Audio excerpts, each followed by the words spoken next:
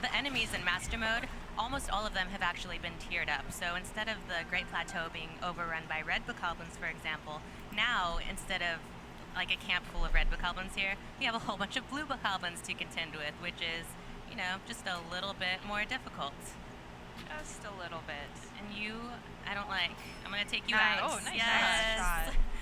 Give me your arrows and your guts, please. Thank you. Oh, the guts. But yeah, I mean, I can't reiterate this enough, but I have quite powerful weapons here. I've got my Master Sword, I've got armor, but when you're in the Great Plateau, usually you've got nothing.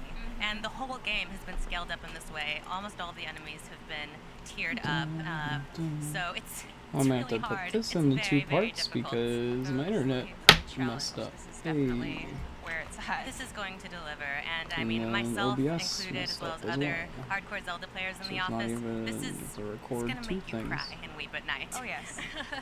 And you can actually access this Lovely. mode immediately. Like you don't have to complete normal mode in order to play Master Mode. That's really true, and that's the great thing is that once you have this game, you can have your own save file of Master Mode. You don't have to save over your normal save file, so you can go back to the wonderfully less terrifying land of normal mode whenever you please, and you won't have to say goodbye to your save file.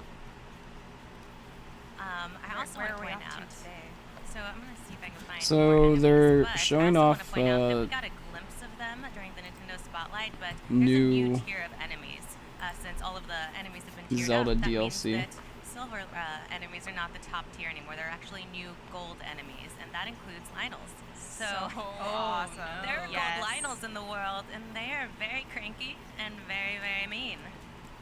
Are we gonna encounter one here? Oh gosh, no! I'm not going to do that. Yeah, I to do myself. remember playing Monster That'd Hunter be a long terrible. time ago, Or are you? but I feel like No, I I'm not. really didn't So, play yeah, one thing nearly I as do much want to show though as is a brand I new ended thing up that we're going playing to, once this like mode, once and those that games is started moving to stuff like the travel PSP and medallion. 3DS. I ended up So, playing this like is available way not just in more, Master Mode, and I but think you I played a unlock lot the of that DLC Wii Pack U 1, one and too. Once you get the travel medallion in the chest hidden around the world, This girl's you can place eyebrows, it by the anywhere way. you want Which girl? and instantly travel there. Oh, that girl. So this is really handy. Say if you come across a What's wrong an with enemy them? camp and you just Is there don't something have the wrong with them, resources to or? beat them, you're low on weapons, you're low on food, you can actually place your travel medallion there, go home, stock up, and then go right back and kick their butts. So it's Awesome. going to be really, really handy. Yeah, that is really cool new functionality that they've added. Drawn on. Especially in this mode. Yes, It's kind of you need every advantage you can Does get. she not yeah, have real definitely eyebrows? everything at your disposal you're going to be wanting to use. Oh yeah, the underwater stuff. Yeah, Another that probably need to go. Though Have over there. they probably are gonna bring that back. Now that I think about it, And, these have been if added Monster all Hunter over World is like as Hyrule, expansive as I and think they it are full of probably will enemies, be, but also treasure. So you have to go hopefully after if they them bring you that want the back, treasure. it works better, or they And they as you can find see, out a of course, different you way want to the- like you do want the deal treasure. with it. Those are But new my enemy guess called is Sky they Octoroks, will have and something they like that. actually are teaming up with the bad guys. They're gonna make their my bases gosh. float. So if I had wanted to be What a the good frick? person- oh, I thought he was gonna get me anyway. Oh, Wait, man. he didn't I fall like off? to kind of ruin How this did he guy's not fun. fall Oh, off? Come on, guy. Come on. He's like, nope, not today. How did Oh, he not? down. That's like weirdly adorable. I was gonna say, how There on was a earth did treasure he chest not on there. I die? actually should have been, you know, really strategic and just tried to jump up there and get it. But I really like shooting the Octoroks and making them fall. I know. Oh my gosh. I'm Their mean eyes like kind of that. bulge out. Yes. Well, there goes that raft. But that's what that guy gets. And if I had, well, if I could still spot the chest, I could actually technically fish it out with magnesis. Oh, it's a Oh, wooden no, chest. you can't. Darn Ha it. ha Rest in peace, ha. treasure. You Unless gotta- really Sorry. want it, you're gonna No, have to use the dive other into it. rune. You know how to get it. Don't Use the tempt other me. rune. You temptress. Use the other rune. But another thing I want to show off is some other Oh things that my are going to be God. scattered in chests throughout the world, and that is some cool new armor. Now, as we can see here, the best armor Oh my of gosh. all. I was waiting for this moment. The Oh Tingle my outfit. God. Kululampa.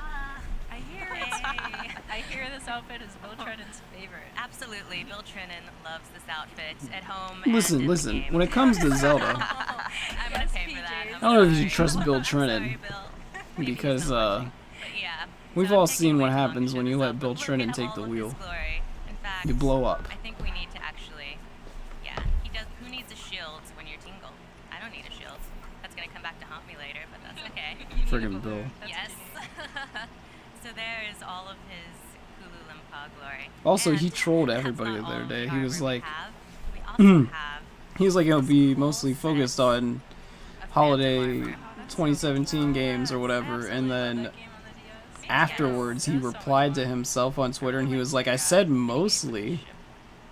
Yeah, fans of Phantom Hourglass and Such a Spirit troll. recognize this, and I love his glowing red eyes. It's good stuff. And we also have, maybe I'll get you out of the Phantom armor because that's a little intimidating. No, you don't need tattered pants. You're above that. But we also have Midna's helmet. And I love her floofy hair in the back. And this is a personal favorite of mine, Majora's Mask. Oh, that's so also very cool. note that this is a replica of Majora's Mask, so you don't have to worry about Link going nuts and killing everybody. Oh, good. You know, any They more than haven't usual. added that functionality. Not quite yet. He'd become the next calamity of Just Hyrule. stare into those beautiful eyes. But yes, I think we'll get back into his true form here. Perfect. Those glowing eyes on that mask look so cool. Korok mask. Okay, that's my personal favorite. Yes, Yeah, the Korok mask not only looks adorable, but it also has some added functionality in that it helps you track down Koroks. So we're gonna run around and see if we can. Oh, hello. Look at the So, little pinwheel. Yeah, notice, so it actually notice. shakes Okay, and, look at the rattles mask. whenever you're near a Korok. So, That is Link puts his hair in a bun, And you can hear the little sound and effects, then too. there's one of those See, pinwheels rock? stuck in the bun, and it blows Oh, you're around. not gonna be that easy, Friends. are you? Where is our little friend? Where are you, buddy? Oh, Oh. hello. See, There but it yeah, is. it's really helpful if you're trying to track down the last Koroks, and there are a few of them, you know, Just a a couple. few. Yeah. Then this is going to be really, really handy. If you just run around wearing it, it'll let you know when you're close to one. And so You you might can actually need to see get if I can closer. I manage don't this. know. Oh, No, Oh, no, God. No, don't fall in the water. Please don't fall in the water. Oh, Nope. come on. Okay, I've got 2 more rocks. I can do this. You got Here. this. Yes. I'll do that with my. I'm gonna get that Korok. You put a pinwheel in your bun. Come on, Tingly. Oh, well, actually, that sounds terrible. Please don't put Yeah, a the pinwheel in your The bun. wind might not be in your favor. It's like totally blowing. Yes. Oh, nice shots. Kobe. Yeah. Oh my Oh, god. come on. How did you know I'm not Hestu? Just because I don't have maracas? I love the Koroks. But as you can see, it's really incredibly helpful and incredibly adorable. So cute. Yes. And so another thing that I want to show off while we have You gonna it lead here. us into danger yet? Oh, I'll get there. Don't you worry. But I'm ready. is Heroes Path mode. Now this has been added with DLC Path 1, and it's incredibly useful. And that You can see where actually you've see been. everywhere we've been so far in the game, and this is especially useful because it shows us everywhere we've been and everywhere we haven't been. So you can So find cool. areas you haven't explored. That actually scope is for really shrines, cool for helping you Koroks, go towers places that even. you haven't been It's yet. incredibly useful. You can That's speed really it up, friggin' cool. slow it down, and just see what shape your adventure has taken so far. It's really kind of fascinating because every person that I've Oh seen my in the God, I'm Heroes sure Path mine's photo gonna be, before, like, it's been dumb completely looking. different. Everyone's path is different, and if you've already started the game, it's still going to show your data. It doesn't start from when you download DLC Pack 1, so it records up to about 200 hours. Mine's of gonna gameplay, like so be all there's a over the whole place lot of except the data there. places, That's amazing. And at I least feel for like the that's so first helpful, bit. too. Like There have been so it's many gonna be times all when over the I've place taken except home for I've like just the been places where the wandering main really deep into temples the are game, for the and, longest time, and then I was just like, oh, I wish I could find that. I place finally go again. to I 2 forgot of to put a them. thingy there. Yeah, And so now, absolutely. obviously, with this, you have the ability to do that, which is awesome. It's really nice, and it's just, aside from helping you track down stuff you haven't seen yet, it's just really cool seeing where you've wandered on your journey, and I'm the same way. I go off the beaten path all the time. I just like to, oh look, there's a butterfly, I'm gonna chase it halfway across the world, so that is really nice. It tends but to be fairly rewarding, too, when you go off the beaten path and you explore really deep into the game. It really is. So I'm gonna give Link back his proper attire here. There you go. There you go, little buddy. Yeah, you got You're going on an adventure. Alright.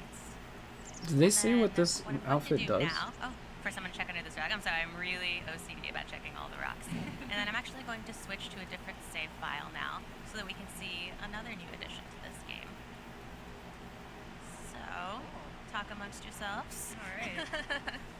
Actually, the one thing that I really liked about the map when you were doing the live stream of the path that you were going, it also showed where you died. Get that. Is that like a And brooch on that top she's of the got X on? mark, it actually did a Or little no, it's a play of the necklace. sound effect It's of got dying. like a. It You was like to actually hear Link kinda die. funny. No, I don't. I'm not that mean. But I thought it was a really cool attribute. Got a just Kabuto that sound effect to looking it. So yeah. Super cool. What was your favorite thing on it. Oh. It's not actually Tingle. Kabuto. It's the sorry. only correct answer.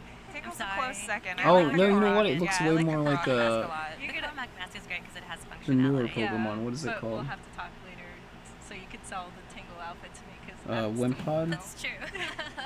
Or borrow it from Bill. Oh, Yes, that's true. That's true. All right. Let's see if we have to do outfit Why are they all here. wearing the same shade of moss?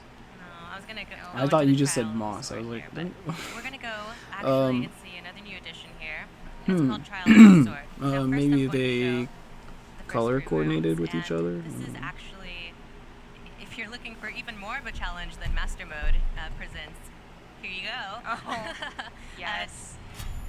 We're ready. Yes, so Link goes back to the place where he got the Master Sword to take part in this trial, and as you'll see in a moment, it strips him bare of everything that he's earned so far. It takes his weapons, it takes his clothing, it takes his food, and he has to prove himself as a hero, and he actually has to temper his mind and body and soul so that he's able to wield the Master Sword at its full splendor at all times. Aha. And what that means is that the Master Sword... Hi, Link. Sorry. Your favorite Hello. costume. Yes, I call favorite. this Oh, trial- no. You should wear his outfit. Yes, this is Audrey mode.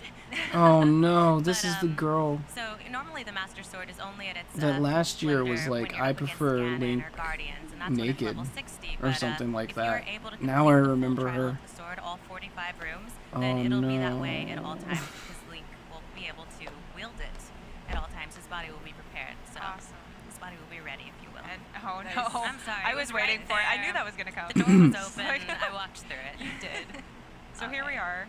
Link is half naked and has no weapons. And He no I ways saw her himself in eyebrows. the situation. He really does. Yeah, so Poor I guy. have nothing. I have my Sheikah slate, but otherwise I have no food, no materials, no armor, No, nothing. I nothing. have the stick that I found, so thanks world, that's helpful. Candy tree branch. And I also want to take a moment to point out that I switched to a file that's actually in normal mode because you can access this in normal mode.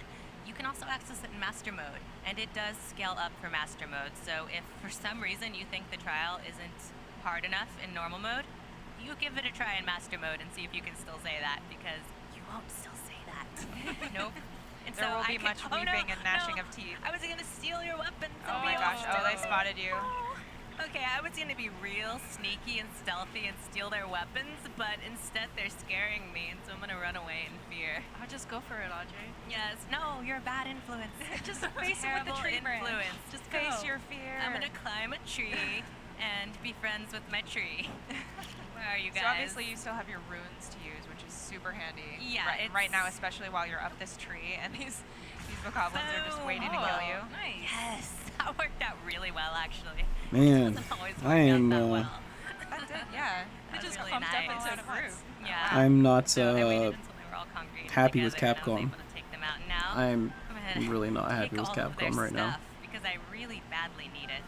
Oh, yes. Raid the camp, raid the camp. Sweet axe. Their own fault. Thank for you. their- And you got some this. meats. Yum, Nice. nom, nom.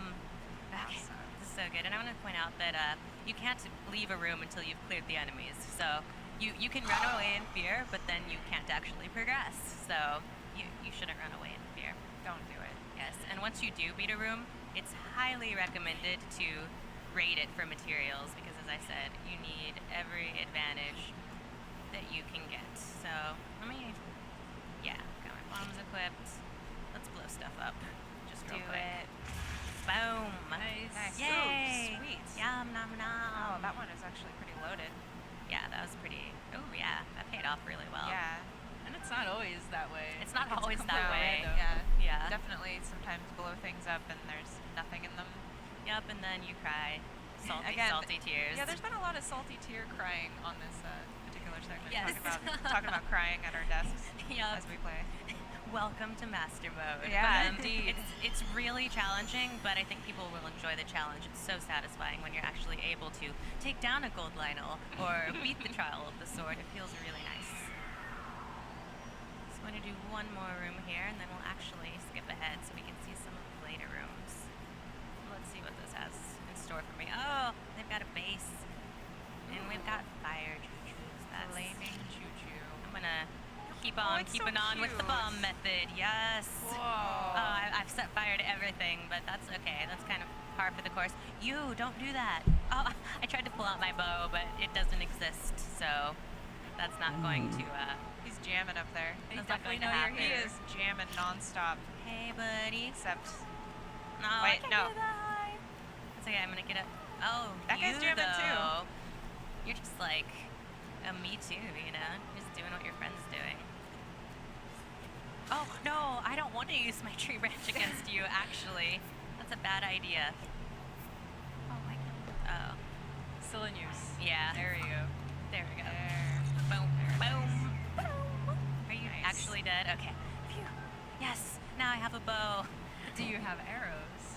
You had to be a buzzkill, didn't you? Um, I don't sorry. have arrows. Sorry. Oh, I should have actually ran around and collected some arrows from him, but this was my intention.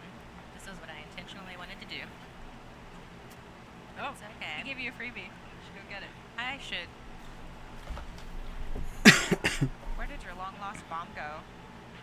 I know. It's Oh, waiting actually, There's we'll new find out. arms There it is. content There we go. coming Yeah. today Now they think I'm over there. Though. and tomorrow. That's not so bad. Ooh, tall tree. Yes. Maybe it has some eggs. I like eggs. Give them to me.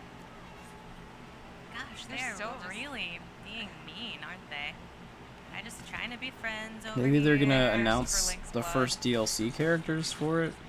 The You're DLC dead. is free You're for dead now. ARMS, so And people your friend, wouldn't. your brother here, guess what? He's dead too. Oh, dang. It wouldn't like Sorry, make it brings people out the upset worst if they in announced a family. It DLC really does. Oh, is because that your sister? it's gonna be essentially the same as Ooh, should I Splatoon, and they'll save just that? keep No, adding it. Actually, I'm gonna skip ahead, so I'm just gonna use So I this. guess I could announce the first characters. Death to you and everyone you love. Man, Dark. Audrey, you're I'm bloodthirsty. sorry. I know. They made me mad. I love it. Okay, so now I'm actually going to switch save files again.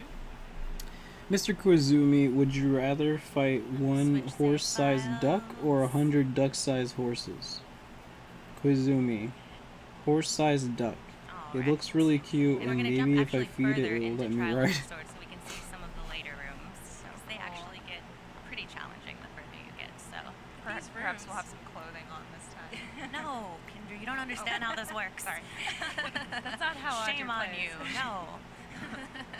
But these rooms, it's like you have to play from the beginning, complete those in order to unlock the later rooms. Like you can't immediately jump to the advance by buying. Absolutely. You have to. You start off only being able to go to the first room, and you unlock sets of rooms. So if I completed the first set of rooms, then I would be able to jump straight into the middle set of rooms. But as we're about to see, that's not necessarily a good advantage because you may not have to replay the first rooms, but you start again with nothing. So it's perhaps even more challenging to go back rather than to beat it from the beginning, because if you start from the beginning, you amass slowly a bunch of weapons and items and food and all kinds of things to help you. But if you do it the way that I'm doing it, you start again with nothing, which is really difficult in these later rooms. So you can, yeah, like you said, you can scale the difficulty to what you want for yourself. You can optimize it and make it Absolutely. extremely challenging so that you too can cry salty Hmm. tears. Yes, we can all cry together. Yay. It'll be great, right? Great. Yeah. Should be the new tagline for this Yes, mode. cry salty tears. And here we are, and we've jumped into the middle set of rooms. And again, Awesome. look at that buck, naked. I don't know why it's doing that, As God but intended. As stop God it for a intended. sec. Oh, Whoa. you just jumped right into Start it right it for away, a didn't sec. you? So as I He's said, eager. the difficulty scales up, Hopefully and that again, fixes it, and if not, I then decided don't to know jump in what the is middle here, going so on. I have nothing. I'm gonna have to just use my. Oh, but then I have this wind here that's gonna make it really difficult to use my bombs. So Oh my- he's right on you. He will not let you go. yes, Oh, yes. Thank you for your woodcutter's He's axe. seeking revenge on his You did not brothers die and in vain. sisters. And so this guy is a jerk because he likes to hang out around the edge, which makes it easy to hit him off the edge. But then if you do, you don't get to take his rad bow here. So yeah, you're not so tough now, are you? Definitely not just a Who's matter that? of killing them, but making sure you kill them on the platform so that you can get there. Absolutely. yeah. And now I still didn't get any bows. Hey there, off bear. today. How you doing? Gersh. Oh well. Oh hey, hey you. You're metal, aren't you? Mwahaha. Let's see what we can do about that. Ah, you know this trick too. Those are my sound effects. Greatly add to the experience. Yeah, those won't be part of the DLC pack, unfortunately. They'll be part of my DLC pack. They will. I just have to call Audrey over every time I'm Yep. playing this game. It's fine. Anytime, day or night, I will make those sound effects for Audrey, you. yeah, Audrey, I need the metal crate exploding sound now. Oh, so close. It's okay, I got bigger fish to fry. Ooh, a shield.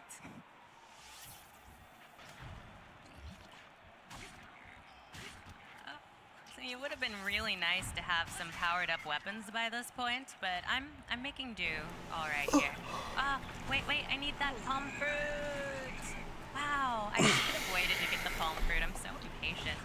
It's really, Oh my gosh. oh my gosh, no. Wow, he's being really cocky about it too. What a monster.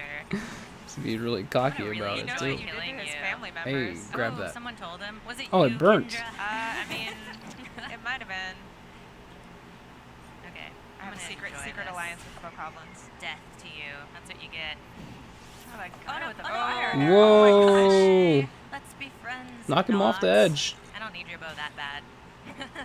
Oh, wait. Out of here. Let's see. I got some palm fruit. Actually, she probably should have grabbed Wow, the. this She is probably should have really got the gonna bow. make a That was difference probably a here. bad idea. Yeah. Probably should have got the bow. Oh my gosh. Let's see. We're not. Yes, I got him. Nice. Phew. Now let's see what. I thought the terror game we- froze there for a second. Hopefully not a Lionel. You know what? Nope. You and I are cool, treasure chest. I don't need you right now. I'm just gonna go on ahead. Hopefully not a Lionel. Why didn't she grab the arrows? Link is just a baby. No. But we'll have fun watching it. You will have fun. I'll be super amused. I'm sorry, I'm not gonna lie.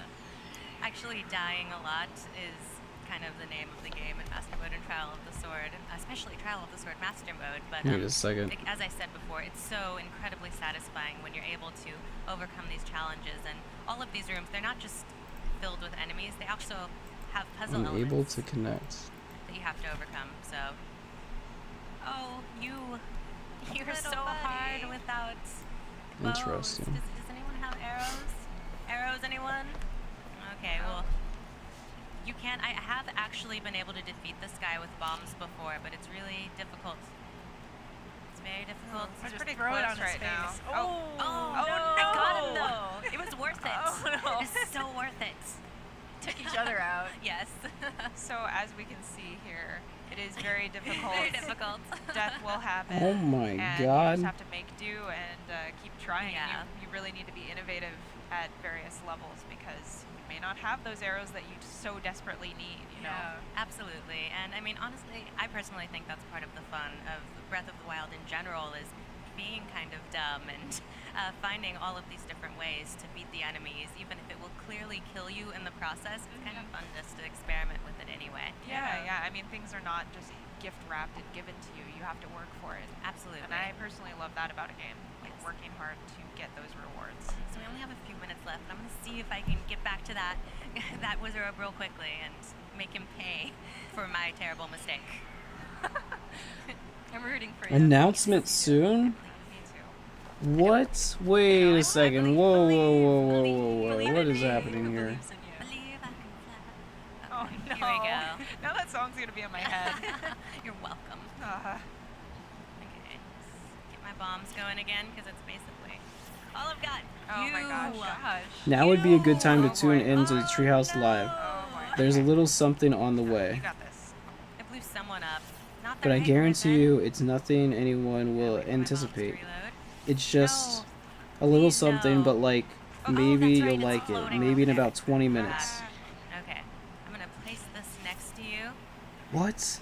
What? Got a little gift Wait a for second. you. Got a gift. Wait a second. Oh, Bill no. Trinan What a is teasing. jerk. So we also have the added element Bill of Trinan fear is teasing working against something. us here. Now I'm just, not even fixated on kidding. killing him with the bomb, though. But you I'm really have not to be even creative kidding. Trying to figure out how to take these guys down. I'm not, guys. You're on this platform. It's really tiny. There's these 3 enemies. Oh my gosh. Oh my So god. close. Whew. But at least you have your paraglider. Yeah, I have my trusty paraglider, but unfortunately we're out of time. I'm not gonna get to get my revenge on this whiz robe, but I do wanna. That bob is, or that.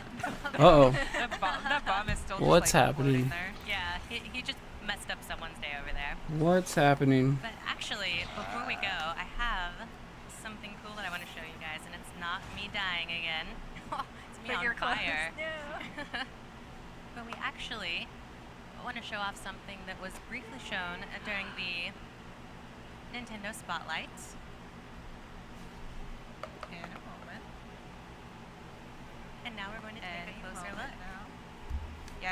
Yes, there Here we go. we have, yes, this Yay. very heavy They case. just wanted to tease us. Yes, and we have the champion amiibo here, and as I said, we got a brief. I don't think glimpse this of is them it. during the Nintendo Spotlight, but here they are in all of their glory. We've got all of the champions, and they're really kind of cool, especially So Daruk amazing. here.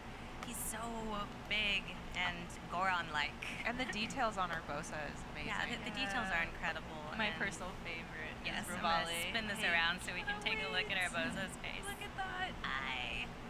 So cool. Yes, and these are the 4 champions from the game, and DLC Pack 2 is going to be called the Champions Ballad. So these guys are going to have a bit more story told. We're not going to give anything else away about DLC Pack 2, but let's just Okay, say it's if you not love the that. champions, you're going to want to play it. Yes, indeed. Yes, I'm Something's Alright then, happening. well, that is all we have right now for the DLC pack for Breath of the Wild, which is coming later.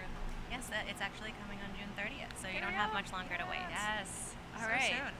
So stick around. We actually have a new game on Nintendo 3DS to What? reveal. So There's a new game. stay tuned. Don't go away. There's a new game. What?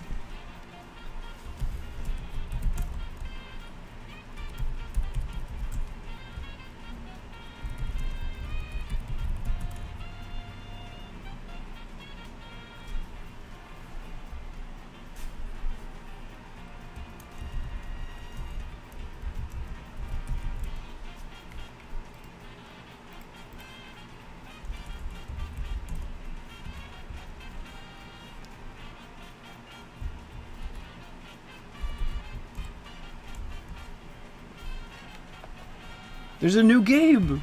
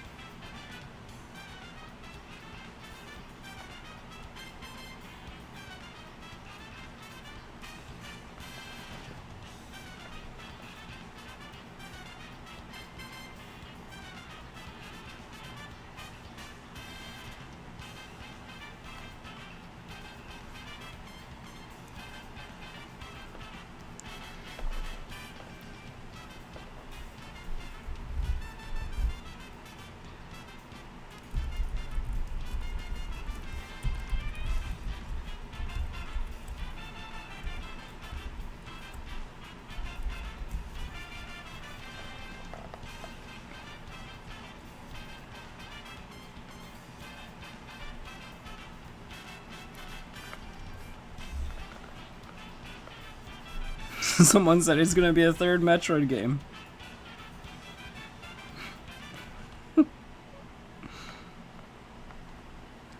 No.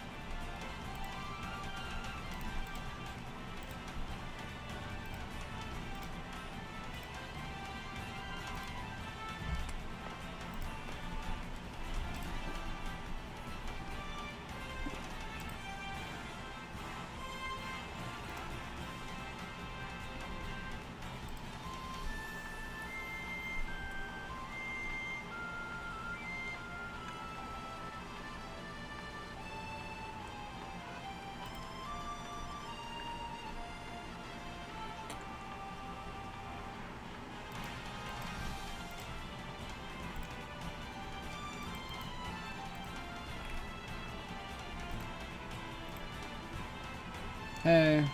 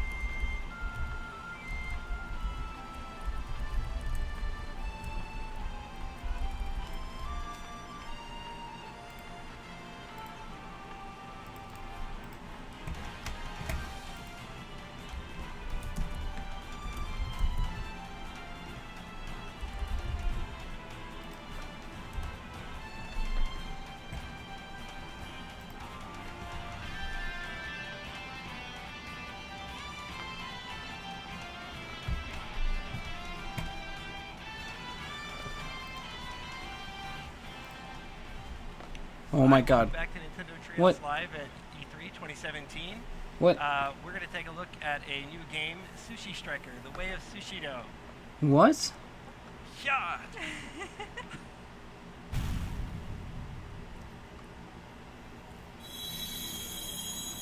What is this?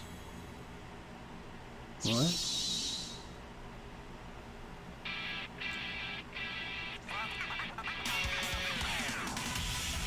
What? What the hell?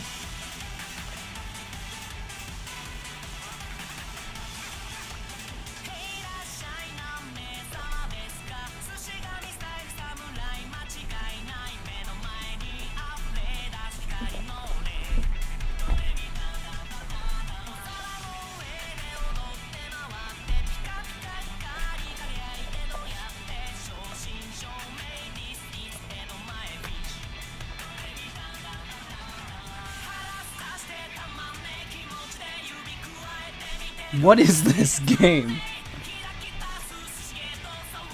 What is that, a Pokemon? A Digimon? Is that a yokai? Oh my god. Is this a monster game?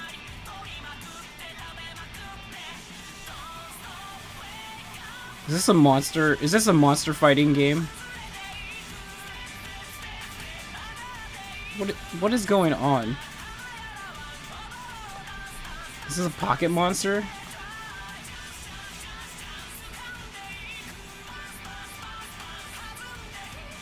I like the character designs. What is this trailer? It's ridiculous.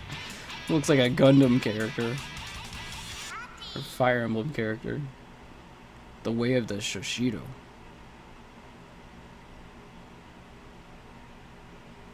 Well, that is so Sushi much Striker. fun. That is the coolest intro to a game I could ever imagine. I love that song. Excuse me? I wanna I'm- make it very What? cool. I'm Rich. I'm here with Teresa and Corey, and yeah, everybody's a fan of that song. We have to get that. But yeah, so Yeah, so this is Sushi Striker, The Way of Sushi. I can't wait to the see. developers InViTATIONal. Everybody's- You might know them from NES Remix.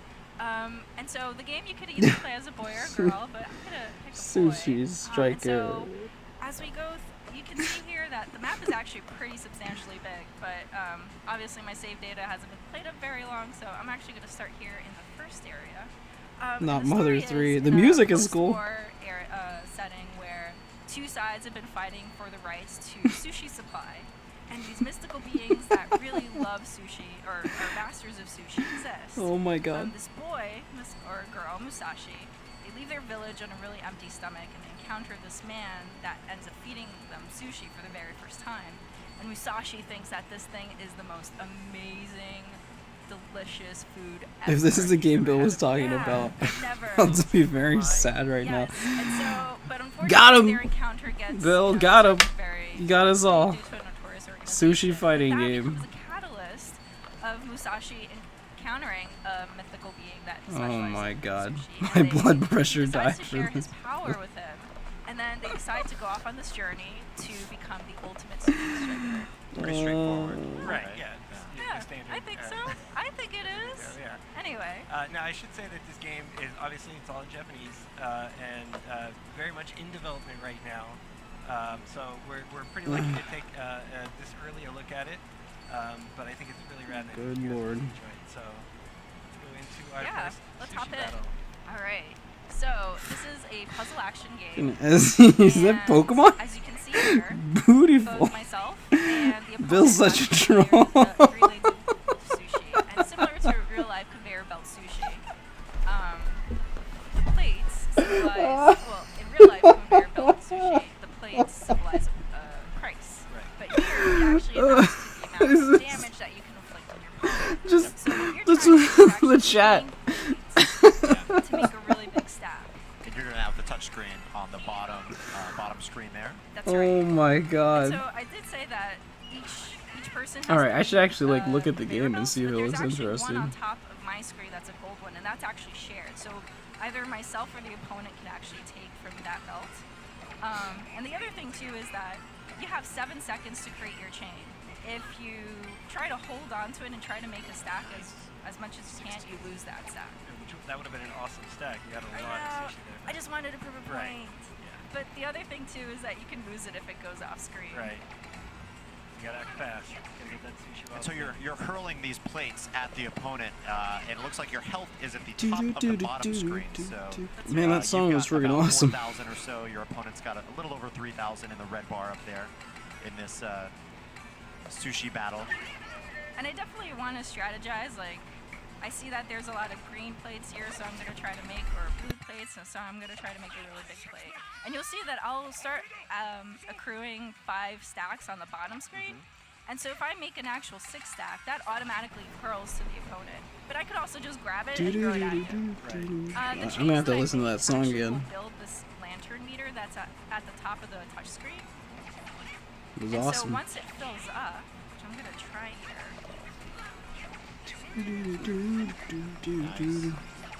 Almost. There we go. Oh, not yet. There we go. Musashi gets like super empowered. There's Musashi. more plates of similar colors, so I can make chains a lot easier. And then there's also a multiplier added to the stacks that are on the bottom touchscreen. And with that, that means that the multiplier on the stacks do much more damage. So I'm actually going to end my opponent here. I just love There we go. the setting Yeah. of eating those sushi and throwing your plates at the opponent. I know, like, I get more powerful by eating more sushi. Right. Like, Eat I that mean, I wish that was sushi. in real life, because if I could eat more food and become that And powerful, anyone that's who's been to a awesome. conveyor belt sushi restaurants knows the I feeling could go of, for like, some right when you get sushi. done with your meal, you have that Some huge sushi. stack of plates, Right, right? That's yeah. how your bill is determined. Yeah. So you'll see here that I got a C rank. Unfortunately, I didn't do that well. That's okay. We But were- it's it's Yeah, related to my score. Yeah. But there's also these 3 stars, and those are actually related to the objectives that I've accomplished within that level. Right. And also here, you'll see that both Musashi and their companions are leveled up according to the levels that you're able to successfully win. Right. And I'll actually go into more detail on that. Right. Yeah. So actually, Corey, why don't you take a stab? Yeah. Good try. Yeah. Thank you. Yeah.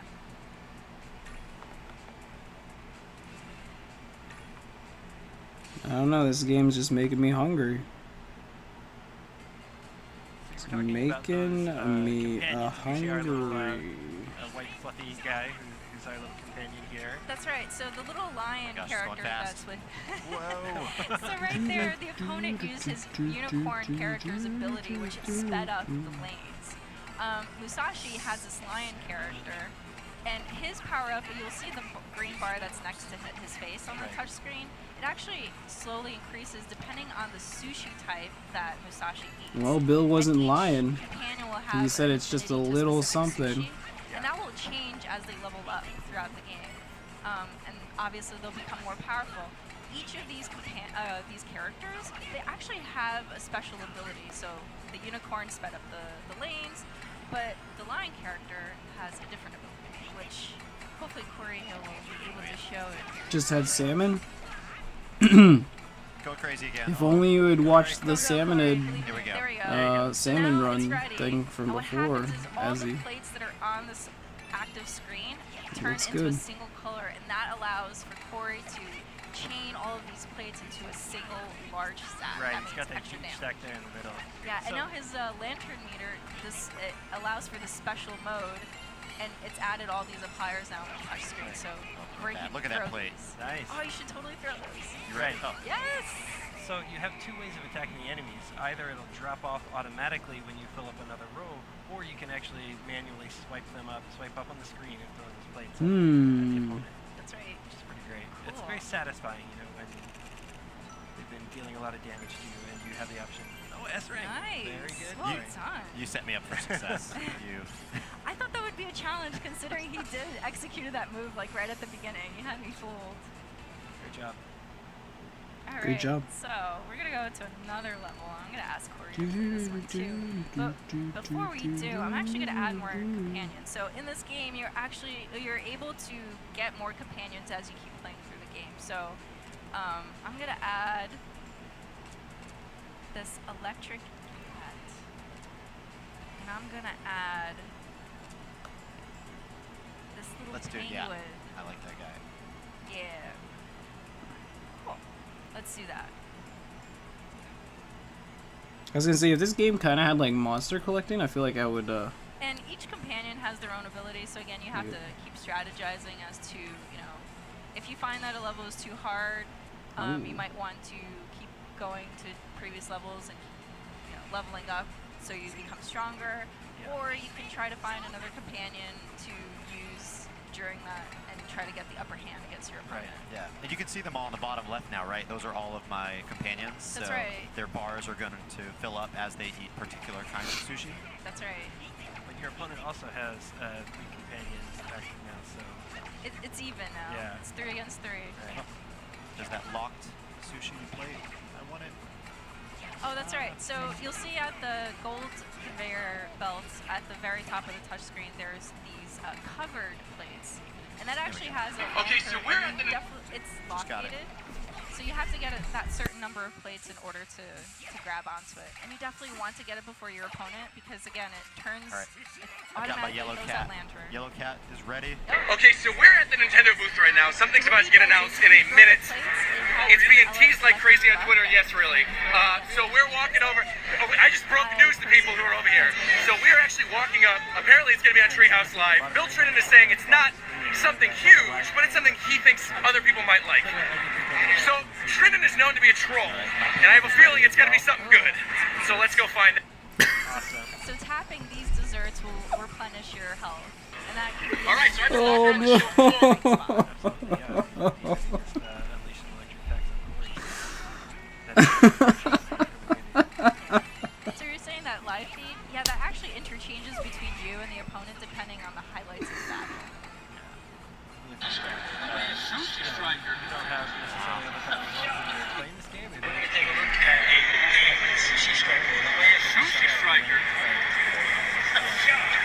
Whoa, is that Smash Brothers? Sound like that ain't Smash Brothers. Done. Hungry. That is an effect that this game Why? has. Why would anyone? Why would anyone think that it would announce anything big? Nice. Not bad. It's fun to identify some of the sushi in the game too, right? All right, Like, this is like Yeah. making me traditional too salmon. hungry. I'll be right back. You've got your California rolls for fans of sushi here in the U.S. You've Right. got your egg, tuna, My favorite eel. delicious. I'm telling you, man, playing this game will make you hungry. I'm already hungry just talking about Right? it. Okay, so I'm actually going to switch it up and put in different characters, but I also want to show. I'm actually going to keep my electric guy because I really like him. He's my favorite. I'm going to put the cactus character. And I'm also, so this screen here, actually, I can put 2 other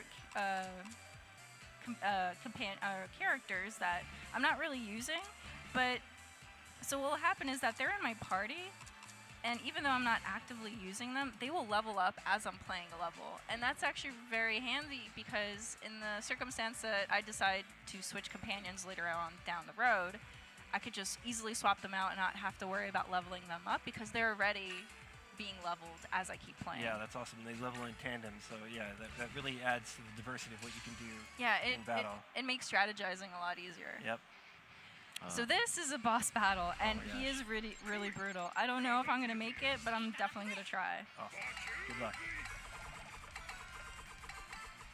Oh my gosh, he is making massive stacks. Yeah, Look he at that has play. Oh my god. he has special characters that are pretty OP. He's also not wearing a shirt. That's how he rolls. Yeah. Nice stack. There you go. Thank you. So you got some companions ready. Oh, that's right. Yeah, one thing I think you mentioned is, yeah, it's tough to know whether or not to get that multiplier by sticking with the same type of sushi, or should you just say, no, I just need the plates and just go for the same color plates? Yeah. Because sometimes that multiplier will actually do more damage with less plates than the same amount of plates with different sushi. Nice. Oh, there we go. Oh, huge stack. You're holding your own there. Yeah. I'm trying. And of course, we're showing single player right now. There will be a 2-player mode in this game. Oh my gosh, I'm mesmerized by your stacking skills here. Get the eel. Oh, you're right. Just a little bit more. Yes! Wow. Get it! Oh my gosh. Nice job. I still have not beaten him. Thank you. He destroys me every time. He's Awesome. pretty challenging. That's Yeah. for sure. Well, please look forward to this game coming out in 2018. But for right now, do stay tuned for the 2017 ARMS Open Invitational. It's going to be some pretty awesome ARMS gameplay going I'm on. excited So to see that. look forward to it. Thanks, guys. Thank you.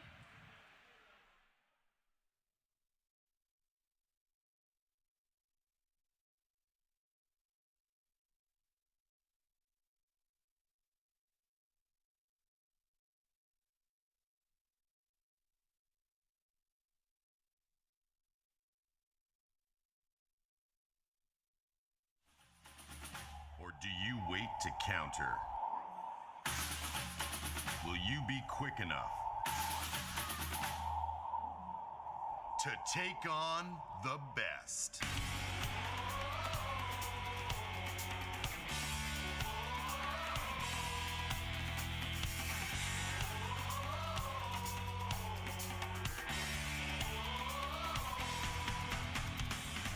Today we will watch these 4 members of the fighting game community face off in an elimination tournament with 4 gamers who have fought their way in from the E3 show floor.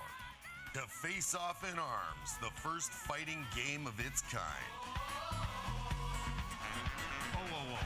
You're telling me that they already played the game already? Yes, they had to qualify at Nintendo's E3 booth. They loved it. But we barely had the time to play with it. I thought we were the favorites. They're gonna destroy us. Most likely. 4 members of the fighting game community who barely played the game. 4 players who had about the same time to play the game. Go head to head on a level playing field. The battle begins now at the 2017 ARMS Open Invitational. Could I at least get one more game in? No.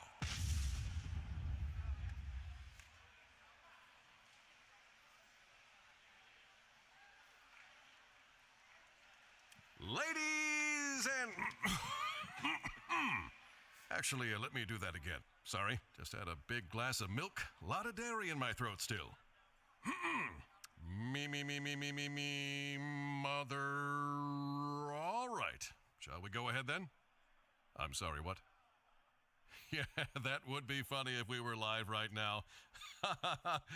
Wait, we are? Oh, ladies and gentlemen in the Nintendo booth and watching at home, welcome to the 2017 ARMS Open Invitational! On behalf of the ARMS League, I have the pleasure of introducing your host and commentator for the evening, Jordan Kent. Well, thank you for the introduction. Good afternoon and welcome once again to the 2017 ARMS Open Invitational. I'm your host, Jordan Kent, and joining me, we have Vicky, Kitty, and D1 breaking down all the action.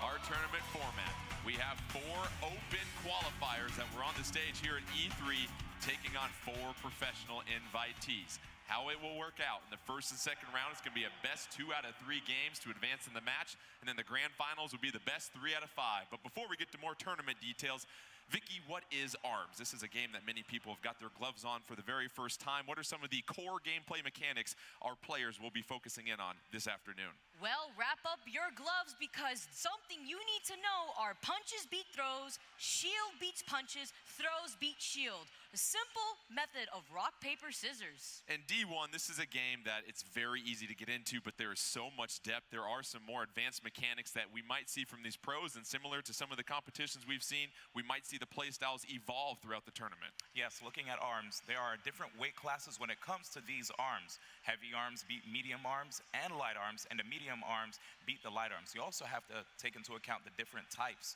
of gloves there are too. Certain gloves actually curve around way better. Some also actually guard against attacks. One, in fact. And there's much more to talk about. Also, even the special abilities of the characters, and we can go on and on, but you know, we might as well just continue. Well, we've got more items to throw at you as well, too. So let's take a look at the items that will be placed on the battlefield between each match of these players. You start off with a bomb.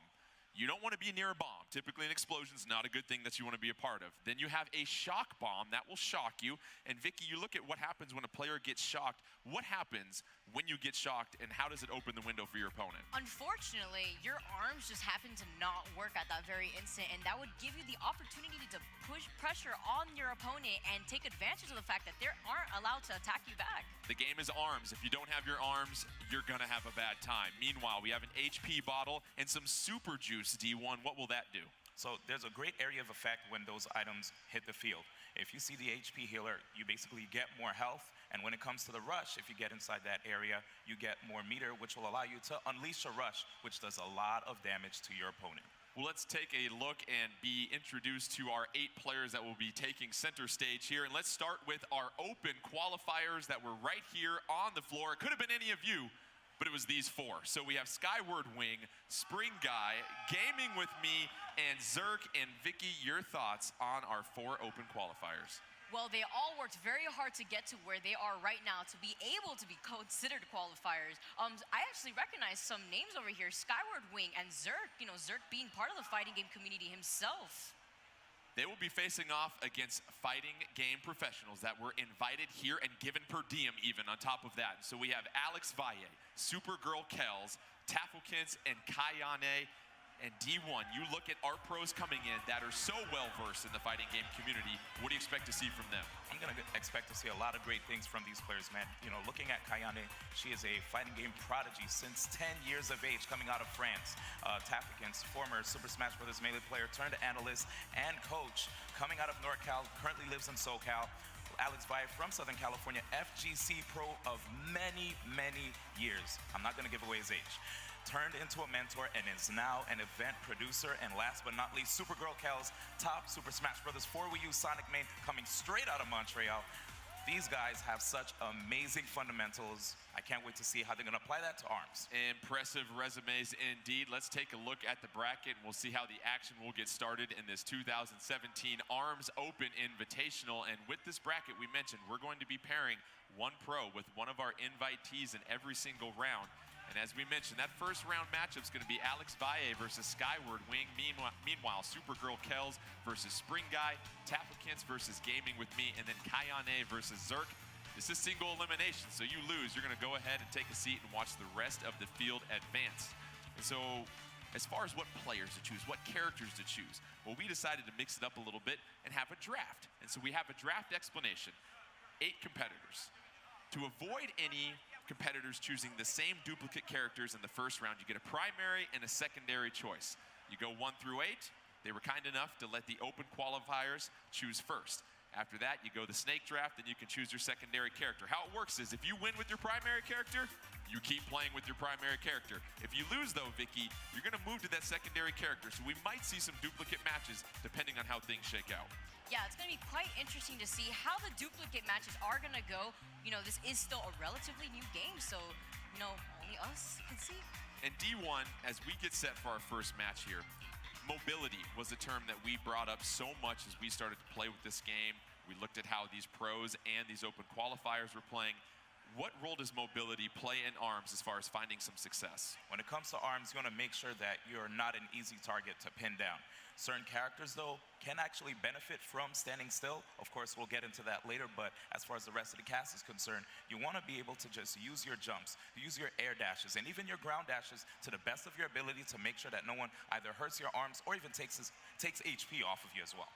Let's get set for our very first match. From the pro fighting game community, please welcome Alex Valle and our first open qualifier, Skyward Wing. Please come take the stage.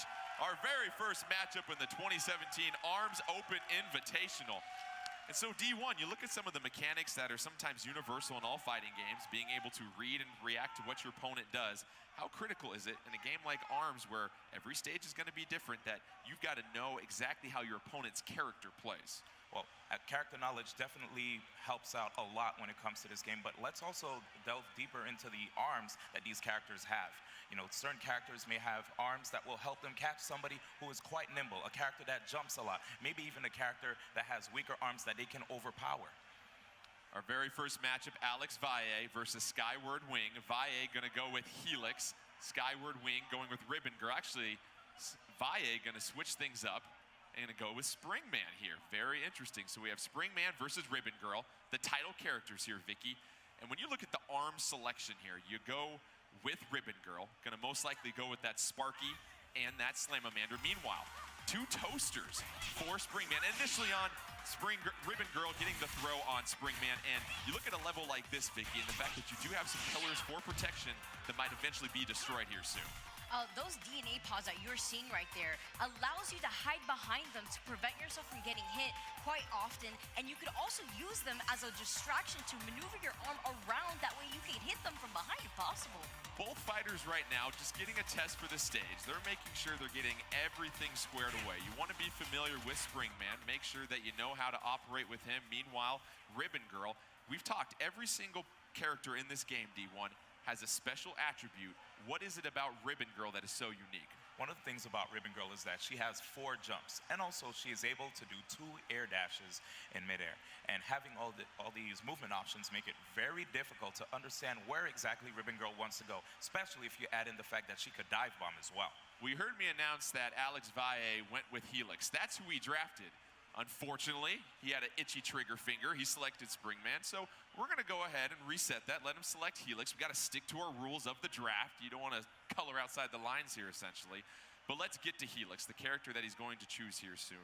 Helix, one of those really unique characters that you've got to have a pretty firm grasp of this game to really understand. And Vicky, what can you say about Helix's ability to avoid all those potential punches he might face? So we were talking a lot about mobility and how mobility is very important in this game, but you also have to take into consideration when you could kind of maneuver yourself away from the punches, and that is something that Helix could do. He could extend his body actually by holding jump, making him go straight in a line and kind of, you know, avoid all those punches, but at the same time shrink and crouch under arms by holding the crouch button, the dash button. Over 24 arms you can choose from, and along with the way that they're designed, they can hit you different ways. You've got your more traditional arms like the toaster. However, there are elemental attributes to every single arm here. In D1, let's start with fire. How is that going to impact a player if you charge that punch to use that element? So when you charge your punch and it has a fire element, this allows you to knock down the opponent. And when you knock them down, this gives you an opportunity to apply pressure with the 50-50s, the rock, paper, scissors game, which Vicky alluded to. And Vicky, let's sort this out right now. You've got stun and you've got shock. Shock we talked about a little bit earlier with that shock bomb, but remind the folks what happens when you get shocked if someone uses one of those electric elemental punches. So these are the two types of attributes that people tend to forget or mix up. Shock actually allows you to deactivate your opponent's arms, making them unable to shield or send an attack of their own, whereas stun stops the opponent's actions for a short amount of time. And you have that very brief window with the stun D1 to be able to throw, or if you've got a rush attack ready to go. And oh, we mentioned rush attack. How rude of us. Why don't we explain that real quick? D1, give me a quick explanation of that rush attack we're going to see most likely. Oh, absolutely. So if you build up meter, right, you basically build up your rush gauge, and this rush gauge allows you to cancel out any lag if you throw out a bad swing. If you go for a bad punch and then your opponent is about to counterattack, you could rush to cancel out that lag. You could also cancel out the lag from a grab as well. And this rush attack, of course, does a lot of damage. Let's get to our first match now that Alex Valle soberly chooses the correct character. We've got Helix with 2 blorbs. Those have the blinding ability. Meanwhile, Ribbon Girl going with that Slamamander and Sparky.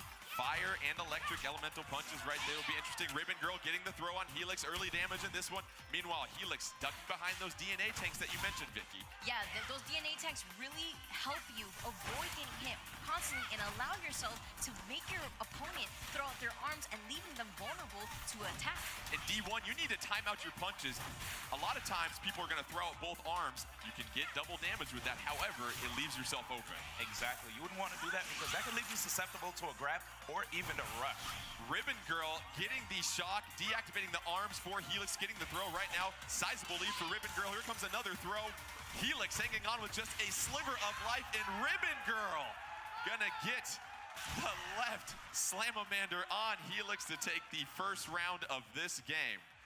Helix going with both of those blorbs once again, and the blinding ability, how will that impact Ribbon Girl if Helix is able to connect? So what the blinding ability does for the blorbs is whenever you get hit by a blorb, your screen gets hit by a paint blob and you're unable to see anything that is happening currently on the stage. So that is something to take into consideration whenever you're playing a character like Helix, as he's the only one with a blorb at the moment. Ribbon Girl with the throw. Helix, however, has a rush attack ready to go. Ribbon Girl blocking. Gonna go ahead and take that blorb to the face, jumping up in the air. We see the mobility being used by Ribbon Girl.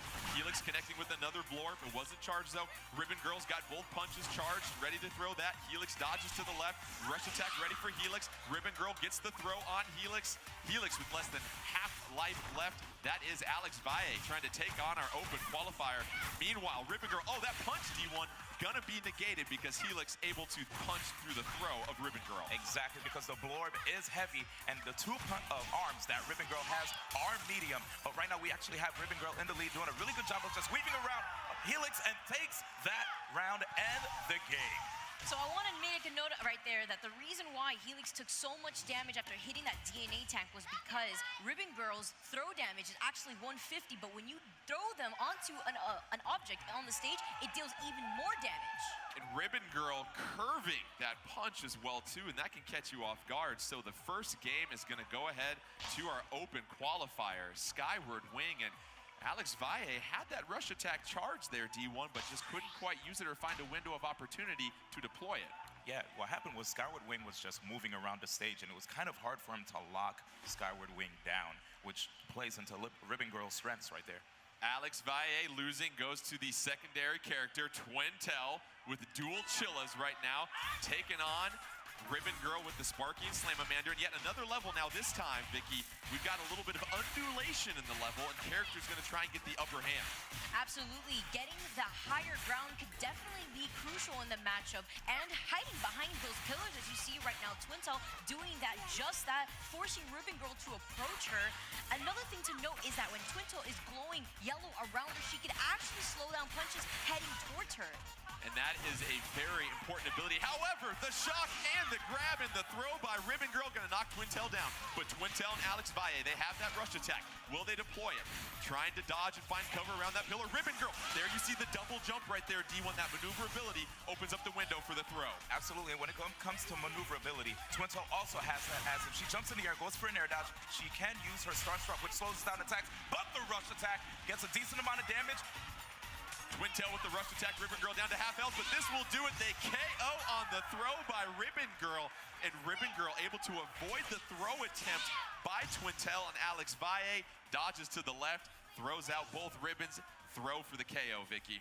That is an incredible throw to avoid at the same time because Twintel's throw damage is actually 160, 10 points higher than Ribbon Girl's. Ribbon Girl with another throw right here, and you've got to react so fast, D1, when you see those green gloves come in for a throw. The counter with the punch like we saw Twintel do right there, however. Ribbon Girl jumping, getting another hit on Twintel. Twintel down to just less than 75% health. Ribbon Girl has a rush attack ready to go, and here it goes. And knocking Twintel back into the corner of the stage. And if you're Twintel, you've got to be able to get in close to Ribbon Girl and start getting her on her heels, D1. But it looks like Twintel, even though her mobility is quite good, Alex Valle just having a tough time hitting this Ribbon Girl. She looks like she's not even under 750 yet. Ribbon Girl doing a fine job of dodging the punches, but here comes another rush attack from Twintel up against the ropes. That's going to go ahead and knock Ribbon Girl down to almost 50% health. Counters the throw with a right chilla, and then a throw of Twintel's own. Uh-oh, looks like Alex Valle starting to learn this game here a little bit more. Oh, going to take the hit from Ribbon Girl. Moving, dodging Ribbon Girl's throw. Going to dodge that 1-2, connects with the left, but here comes the rush attack. Oh, Ribbon Girl! Not enough yet. A touch from a feather will knock out Twintel at this point, and there's the throw for the KO. And that is another game. That makes it 2 of 3. And Skyward Wing, your open qualifier, going to go ahead and take down Alex Valle, the seasoned pro. However, Skyward Wing getting very familiar with this game in the short amount of time he's had to play it, Vicky. That's incredible. We've been seeing both these players abuse their rush attack a lot better than you could see anywhere else, honestly. They catch the opponent right in the air, catching them out of their jump, and making sure you have to respect the rush attack if they do not have it at the moment. Even if Alex Valle is out of the tournament now, I know he's going to hit the lab and come back stronger in the future. Looking at the replay, it almost seemed like Alex was starting to get the grasp of how to play with Twintel is just too little too late, and you see how both characters were really doing a fine job of dodging punches and then countering with their own and being able to connect. And looking back at that match, it was really something where Ribbon Girl doing a fine job, D1, of getting her punches charged and connecting with those. Oh, indeed, and just jumping in the air, dodging everything that Alex Valle keeps trying to throw out. But right there, if you notice, when an opponent goes for a punch that's easily reactable, you can just immediately counter with that rush attack, which is why you saw Alex Valle lose so much health. And right there, with another wrong swing, you just saw Ribbon Girl jump out of the way and got that free grab punish. One thing though, if you do have one arm open, you still have some mobility. It's not as good as when you have both arms intact, but if you have at least one out, it's better than having both out.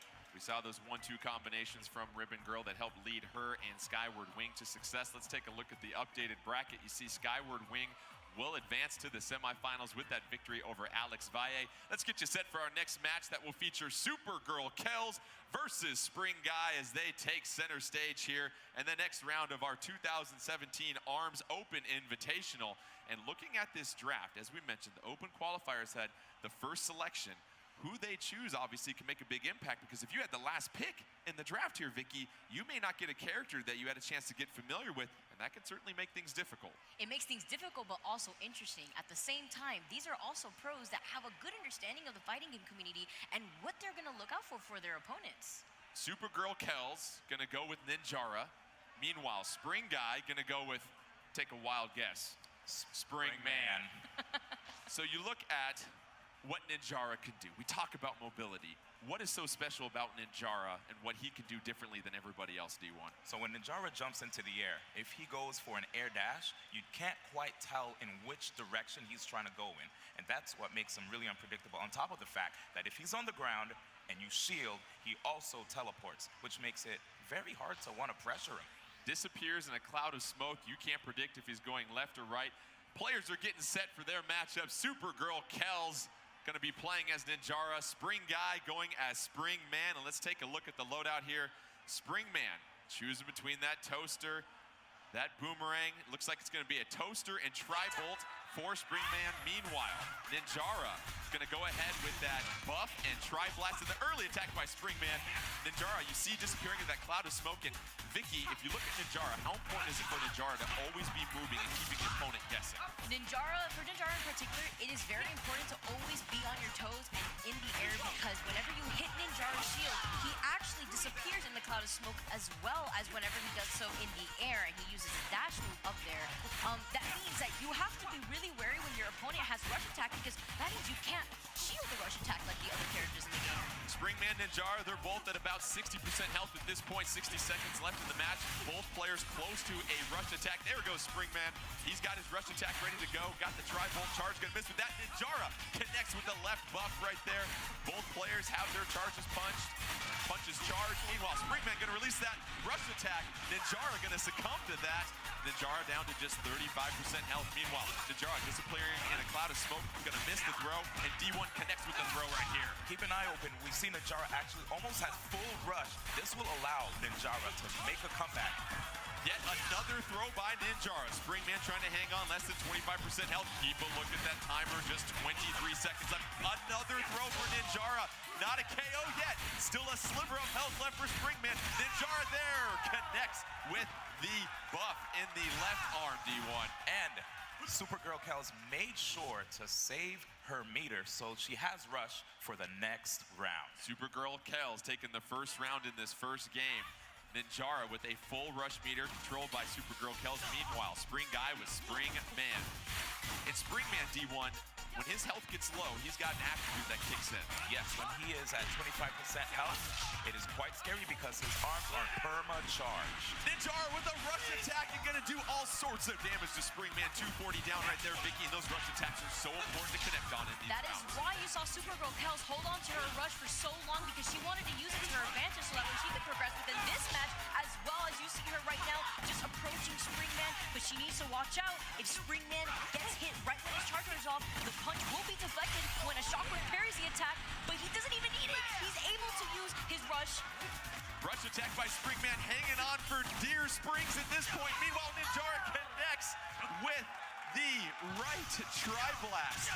And you saw Ninjara and Supergirl Kels doing a fine job of jumping in the air, D1, reading the punches coming in from Spring Guy, and then disappearing into a cloud of smoke and countering with a quick attack. Oh, indeed. And the scary thing about the Ninjara's buff glove is the fact that when you charge it, it gets bigger, which means you basically have a bigger surface area, more opportunities to actually land a hit on your opponent. We talked about having some potential duplicate matches, so you'll be very excited to see who Spring Guy's secondary character is. But you mentioned the buff.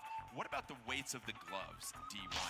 These arms have different weight classes, and those take priority when they meet each other. Yes, looking at Ninjara's gloves, Ninjara has the Chakram, which is a medium weight. Also the buff, that's a medium weight. And last but not least, the Tri-Blast, which is a lightweight.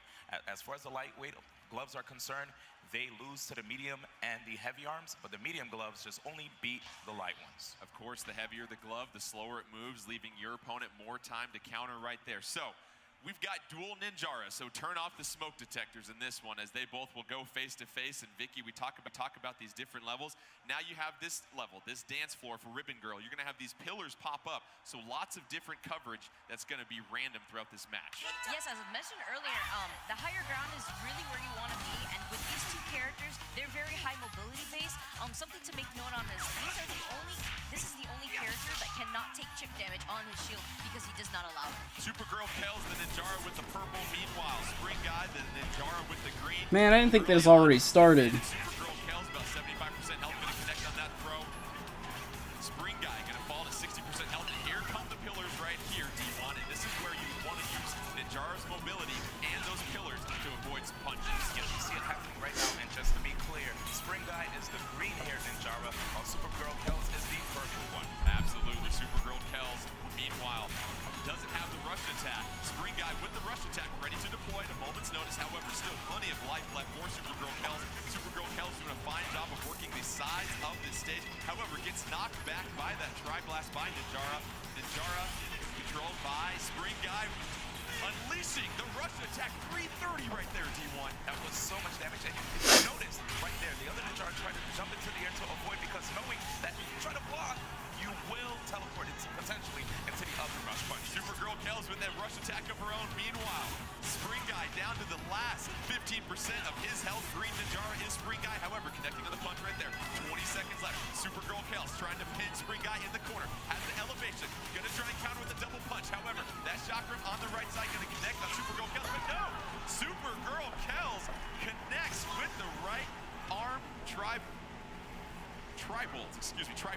Connects with that right tri-blast, and that's going to go ahead and get that round victory for Supergirl Kells. Let's get to round 2 here as we have Pink Ninjara's controlled by Supergirl Kells, Green Ninjara by Spring. I wonder if they have to use the Joy-Cons or if they're allowed to use whatever control method they want. They were both able to land it at one point as well, catching them both in the air. You need to watch out for that. It is noticed that you can't hold shield against any rush attack as Ninjara, so to jump away would be the best option you could possibly do. But at the same time, you're seeing both of these Ninjaras fight. I figured we see a lot of Ninjaras. Spring Guy going with dual tri-blast. Meanwhile, Supergirl Kells going with the buff and the tri-blast early on. Here comes a rush attack from Spring Guy, however. He's got it ready to go whenever he wants. Supergirl Kells. No rush meter right now, under 50%. Spring Guy doing a good job of using those pillars for coverage. Here comes a rush attack from Spring Guy, but no. Counter D1 by the dodge by Supergirl Kells. And Supergirl Kells making sure to just keep on the pressure with the buff and the tri-blast, making it very difficult. That camera is not the best. Kells doing a fine job of jumping in the air, disappearing into smoke, connects with the throw right here. That's going to do some damage. Meanwhile, Spring Guy less than 50% health. Supergirl Kells going to have to really watch his punches. Yet another throw for Supergirl Kells McGeehan. Spring Guy need to read those throws a little bit better. Yes, he keeps getting thrown in. That's 150 damage per throw, so he does not want to get any more of those hit on him. Supergirl Kells connected. It's going to come down to the last punch or two, and Supergirl Kells with the throw coming back from the grave in this one. Impressive victory, and it was throw after throw after throw that Supergirl Kells unleashes on Spring Guy. She gets the second round victory. That's going to go ahead. New DBZ game looks lit. Supergirl Kells. And how about the ability of Why does it look like James from Pokemon? use Ninjara's special ability disappearing? That's Trunks, Vegeta's kid. Exactly. It's really hard to just know where he's going to But go. thick. Where she's going to go. So because of that, But you will get that the opportunity to counter thickness, whenever my you see dudes. Spring Guy go for a wrong punch. She's so thick, she's crushing my self-esteem. Have the elemental abilities, and we do want to talk about ice. We saw Twintel use the Chillas, and meanwhile you also have an explosion. So let's start with the ice there, Vicky, and then take us through a tour to explosion. So how do those affect the opponents? The ice attribute actually slows down the opponent and stops him from dashing. And you know, as we mentioned earlier, mobility really is key in this game, and for that to hit you could be really crucial as the outcome of the game. As for explosion, when the punches explode on hit, they do deal extra damage. And as far as ice is concerned too, you still have the ability to swing. So if your opponent tries to grab you after they freeze you, just go for one punch, you'll be able to break that grab. But you move a little bit slower, like you just had a stack of pancakes for breakfast. Absolutely. Let's take a look at the updated bracket here. Slower, like you just had a Supergirl snack of Kells will advance in pancakes. that match. That bracket, as we mentioned, you've got Supergirl Kells that will be taking on Skyward Wing, who was one of our open qualifiers, getting the victory over Alex Valle. So those two will face off in the best 2 out of 3 when we get to the semifinals. But let's set the stage for our third match in this opening round. Please welcome to the stage Tapikins squaring off against Gaming with me Tapikins. and D1. We're starting to see a wider selection. This is a lot of commentary, I thought.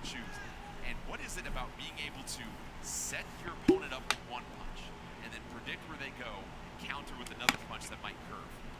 I think one of the best things about that is if you're using something that has a lot of startup, let's say the Dragon, right? If you're using Min-Min, it's really hard to catch someone who's really nimble with that. So you want to put that out there and then try to influence where the opponent goes with another weapon. As we take a look at the characters that Tapikins and Gaming with me will choose, you're going to get a chance to see Master Mummy, Vicky. And Master Mummy, the biggest, slowest character in the game. However, Master Mummy packs a punch and has a very unique special ability. When Master Mummy gets hit, he does not flinch, and it can be incredibly scary, so you need to watch out your distance against Master Mummy, and when you're throwing out both your punches, leaving you vulnerable to potential grab or a bigger punch, as he has Megaton. Taffakins going with Master Mummy. Meanwhile, gaming with me, choosing Min Min. And what is it about Min Min? Some very unique abilities with her, D1.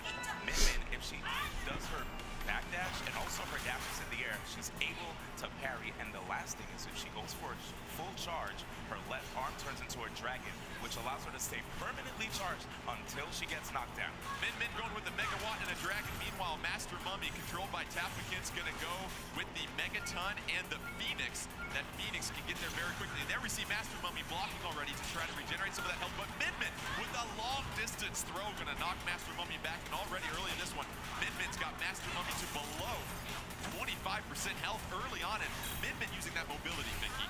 Min Min taking advantage of the fact that Master Mommy's going to want to stay into shield a lot of times, since whenever he holds shield, he actually regenerates 10 health each time. Very good, making sure that you know your opponent's going to want to block as Min Min using that throw in. That's such a good point I want to revisit, Vicky. The fact that Master Mummy's going to want to sit in that block and regenerate health. You know that. You know you can throw after throw after throw at Master Mummy. Yes, you can, potentially grab him, fish for that grab, but at the same time, you don't want to be too grab happy, because if you get hit once by that Megaton, you're going to be losing a lot of damage. Master Mummy switching to the Retorture to go along with the Megaton. Min Min staying with the same set of the Dragon and Megawatt. Right there by Min Min. You've got the rush attack charge for Master Mummy. Master Mummy trying to charge up both punches. No avail right there. Yet another throw by Min Min. And Master Mummy. Min Min trying to send Master Mummy back to the tomb early here. Master Mummy blocking the punches right there. Dodges the rush attack. Counters with the throw. Gets the throw on Min Min. And D1, 200 damage on a throw from Master Mummy. Strongest throw in the game. And right now we have Taffakins putting together so much damage from that rush. 345, but the answer from getting with me with that grab gets a free charge.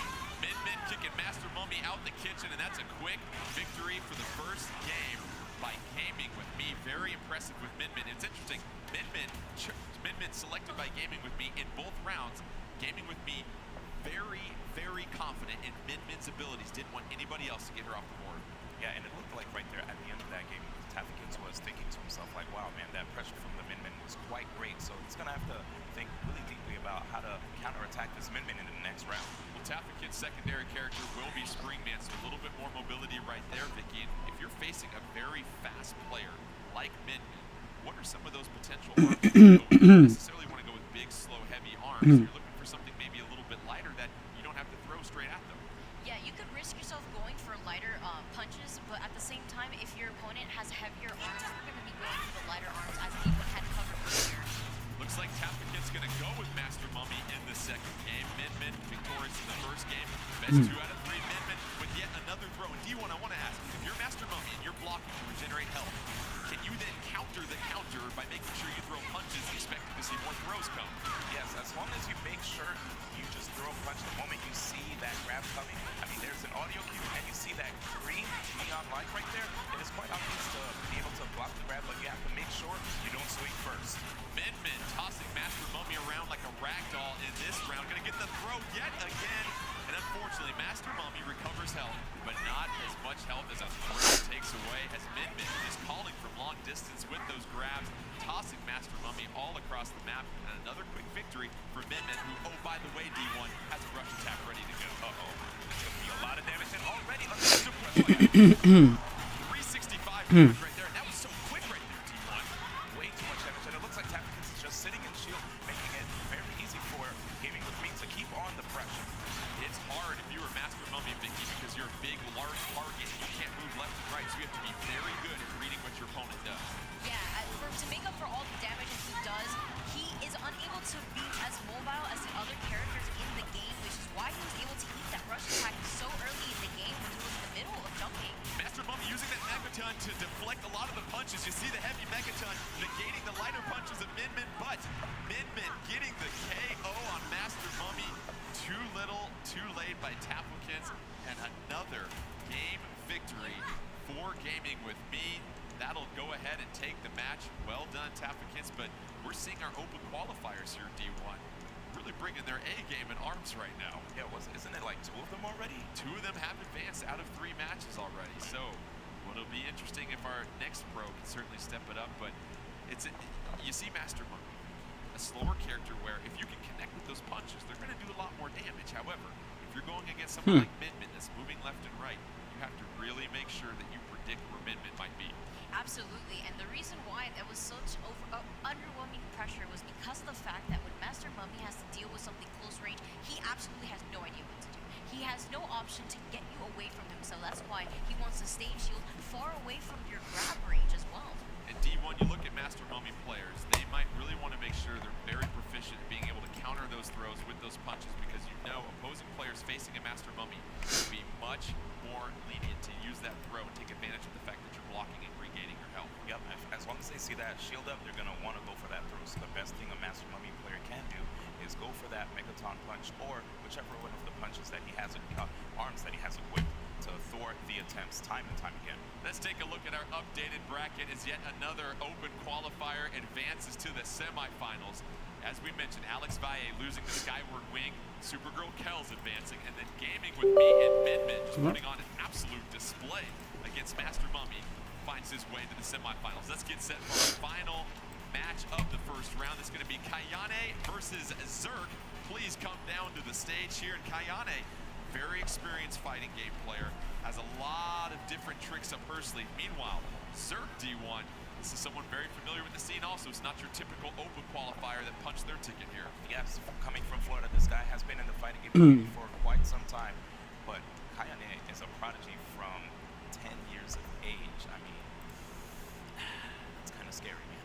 It's a lot of experience right there, Vicky, but what we're seeing so far is the experience in other games, not necessarily translating against our open qualifiers that have had a little bit more time to play ARMS and get familiar with this. And what are you seeing from our open qualifiers as far as gameplay mechanics that's really giving them an arm up on the competition so far? So the open qualifiers that have been doing a fantastic job right now and moving on within the bracket are playing a lot more safer than what you're seeing. Keeping your hands at the ready very, very crucial. It allows you to shield and it allows you to grab. But at the same time, if you're going to throw out both your punches or throw a grab, you have to remember you're leaving yourself open to anything that can come your way. Let's get set for our matchup here. We've got Kayane going with Mechanica. First time we've seen her. Zerk going with Twintel. What do we know about Mechanica here, D1? Yeah, I'm actually super pumped because I play this character quite a bit. When it comes to Mechanica, the scrapyard scrapper, she hovers off of her jump, and she has an opportunity to actually not flinch when she goes for a punch, jump, or a dash. Twintel, meanwhile, going with the Thunderbird and Parasol, trying to use some long-distance fast arms. Meanwhile, Mechanica with that Whammer, and also that Revolver going to do some serious damage. Twintel right now, it's pretty even at this point. Going to use that barrier for protection.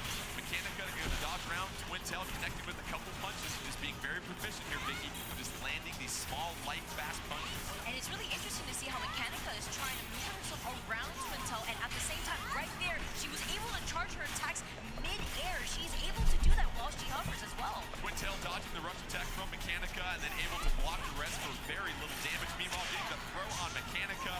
And Twintel has a rush attack ready to go. Meanwhile, Mechanica trying to keep its distance.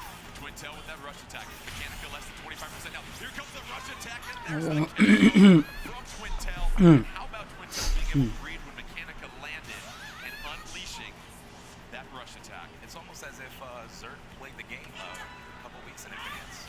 Zerk going with that Thunderbird and that Parasol. We had the global test punch, of course. People getting a chance to get familiar with that. Here comes that Whammer and the Revolver. Same weapon set for Mechanica. Getting stunned and knocked back right there, Vicky. The 1-2 elemental punch. The 1-2 elemental punch, but look at all this pressure that we're seeing. Notice how we're seeing both these characters keep their distance away from each other, but that grab is going to snipe Twintel, making 160 damage. Twintel able to show Mechanica. Both those arms become useless at that point, and then gets the grab and the throw. That Thunderbird trying to call in and get some damage. However, rush attack from Mechanica going to do 365 damage on Twintel and Mechanica. Hey, Bree. I feel so bad because I went in 8th, but I missed Natty.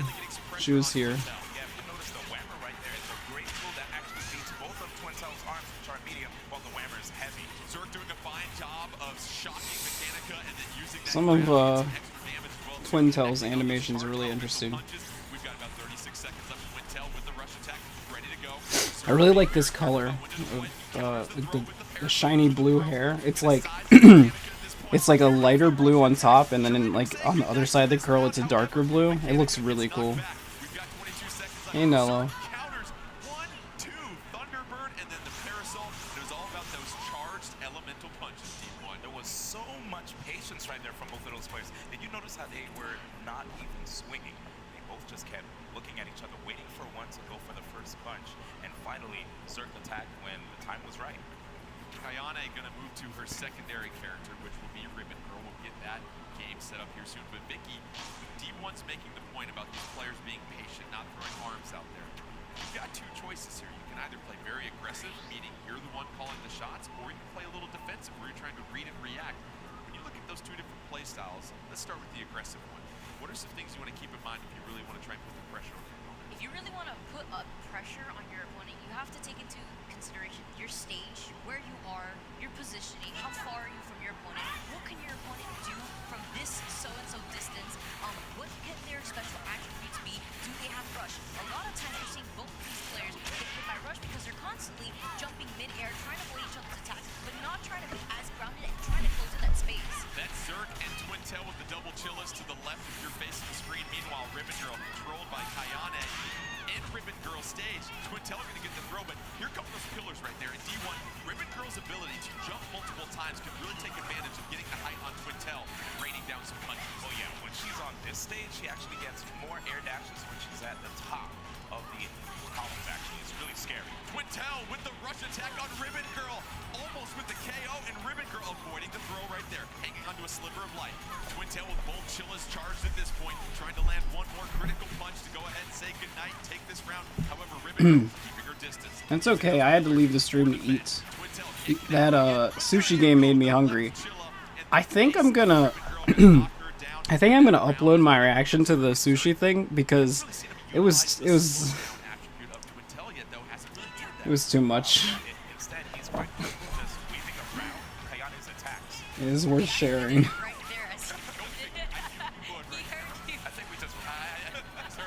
You're smiling. I see you, Zerk. I know exactly what you're doing right there. Meanwhile, Zerk trying to get some pressure on Ribbon Girl and Kayane. Zerk with that Twintel has that rush attack ready to go. Floating in air, slowing down time. Zerk, as we mentioned, heard what we were saying. Ribbon Girl approaching these pillars right now, trying to get inside of Twintel with that range of the two Slamamanders, which is very interesting. And you're looking when the pillars get this high here, Vicky. And Ribbon Girl really... Yeah, so when I came back, it had already started the tournament.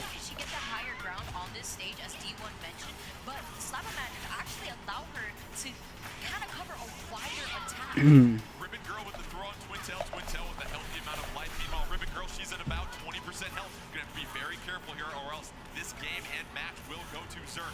Zerk with the double chillas on Twintel. All charged up, ready to go, trying to do some damage. Here comes the rush attack, and that is the KO.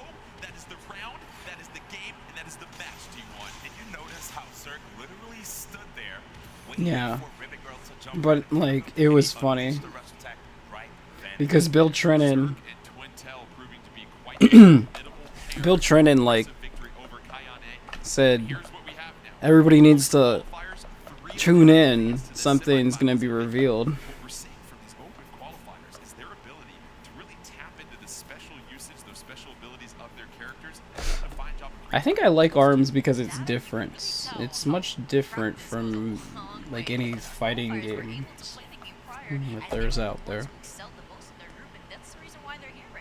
Let's take a look at this bracket as we get set for semifinal action. As we mentioned, the semifinals will also be a best 2 out of 3 when it comes to these games. You've got Alex Valle, who fell to Skyward Wing. Skyward Wing's going to be taking on Supergirl Kells. Supergirl Kells, the lone pro remaining. Meanwhile, you've got Zerk that will be taking on Gaming with me as we get set for these semifinals. And really, what we're seeing, I think, also to the point from our qualifying players, their patience.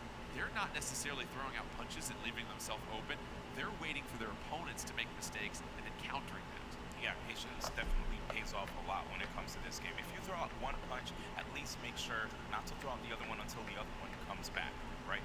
If you go for those grabs, you leave yourself wide open. But if you have a rush, then you're able to go right back into neutral and counterattack your opponent. Reggie the healer. Let's get set for our first semifinal match. It's going to be Supergirl Kells taking on Skyward Wing. Best 2 out of 3 as we mentioned. Supergirl Kells using that Ninjar and the ability to disappear into a cloud of smoke to get the victory early on. Meanwhile, Skyward Wing, very impressive. impressive with Ribbon Girl. So you see this matchup, D1. You've got two characters, Ribbon Girl and Ninjara, that excel in mobility. What's the key in making sure you can land some punches against these characters that are going to be all over the stage? I feel like we're actually going to have both of these players miss. Okay, so what they said, and I don't know if I missed it or not. Actually, I should go back and look. I'm assuming that they didn't reveal anything yet, but she just has so many jumps, almost reminiscent of Jigglypuff in numerous Smash games. Bill did, or somebody said.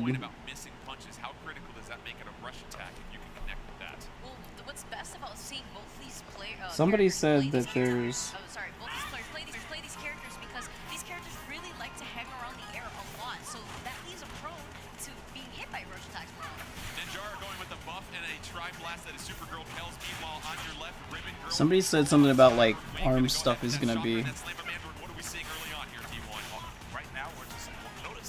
The breaks are shorter though this year. Waiting for those opportunities to get those counterattacks, bobbing and weaving until the time comes. See right there, the teleport, and we just saw a wide grab. That is actually an advanced technique that we did forget to mention. That wide grab coming in handy for Ninjara and Supergirl Kells. However, then rush attack from Skyward Wing gonna do 275 damage. And Vicky, there's our first rush attack that connects against these two fighters that might be whipping more than they connect. So that is something that you may want to stay grounded for whenever you see your opponent get that rush attack nearly as big as you can see it right now. Ninjara getting as close as he can, almost getting that rush attack. Ninjara trying to keep Ribbon Girl up against the side of the stage. Gonna get the grab and the throw. Ninjara and Ribbon Girl both less than 50% health. Oh, the throw misses from Ribbon Girl and another grab from Ninjara. Supergirl Kells being patient, dodging. Someone was saying that there's gonna be stuff revealed about arms, but I hope they didn't reveal anything while I was gone. My guess is like maybe whoever wins, it'll be like they'll have the creators come out and play against them with new characters, maybe. Now we see Skyward Wing switching to two Slap-O-Manders here. Vicky gonna go with that fire element. It's gonna be interesting how that pairs off against Supergirl Kells, who's still using that Tri-Blast and that buff. No changes for her, and yet an early grab from Supergirl Kells. What do you make about this stage, Vicky, and either playing at the bottom of the bowl or along the higher outside rim? We're gonna get you! Oh. Got a new person coming in.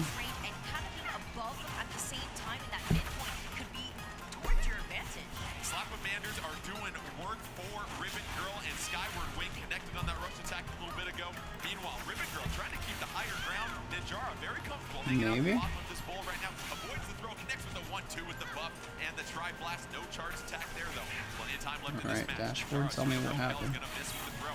Block and a charge and a double charge hit right there, D1. That's critical. But here comes the rush attack blocked by Ribbon Girl. Ribbon Girl doing a fine job of reading and reacting to Ninjara, D1. Yeah, it looks like Supergirl Kells unable to actually get that rush. And there it is. Wow, the interruption. Unbelievable. Kyle Caleb MCFC. Thanks for the follow. Welcome, welcome. What went on right there? And right there, you just saw how when Ninjara comes out of that teleport, you can actually attack Ninjara. He is vulnerable to attack. So I prefer watching it normal with a normal chat and decent interaction with a streamer. We see a change in the arms equipped with Supergirl Kells and Ninjara. Gonna go into Tri-Blast. Winner of this round is gonna take the first game point in this semifinal match. Grab by Ribbon Girl. Gonna toss Ninjara across the bowl. Meanwhile, Ninjara comfortable hanging down at the bottom. They yeah, I mean I missed a little bit because I had to go eat. I think that sushi game like put me over the top. I was like, I'm hungry. I gotta go eat. Yo, that outfit for Ribbon Girl right now. Woo. I'm liking that outfit.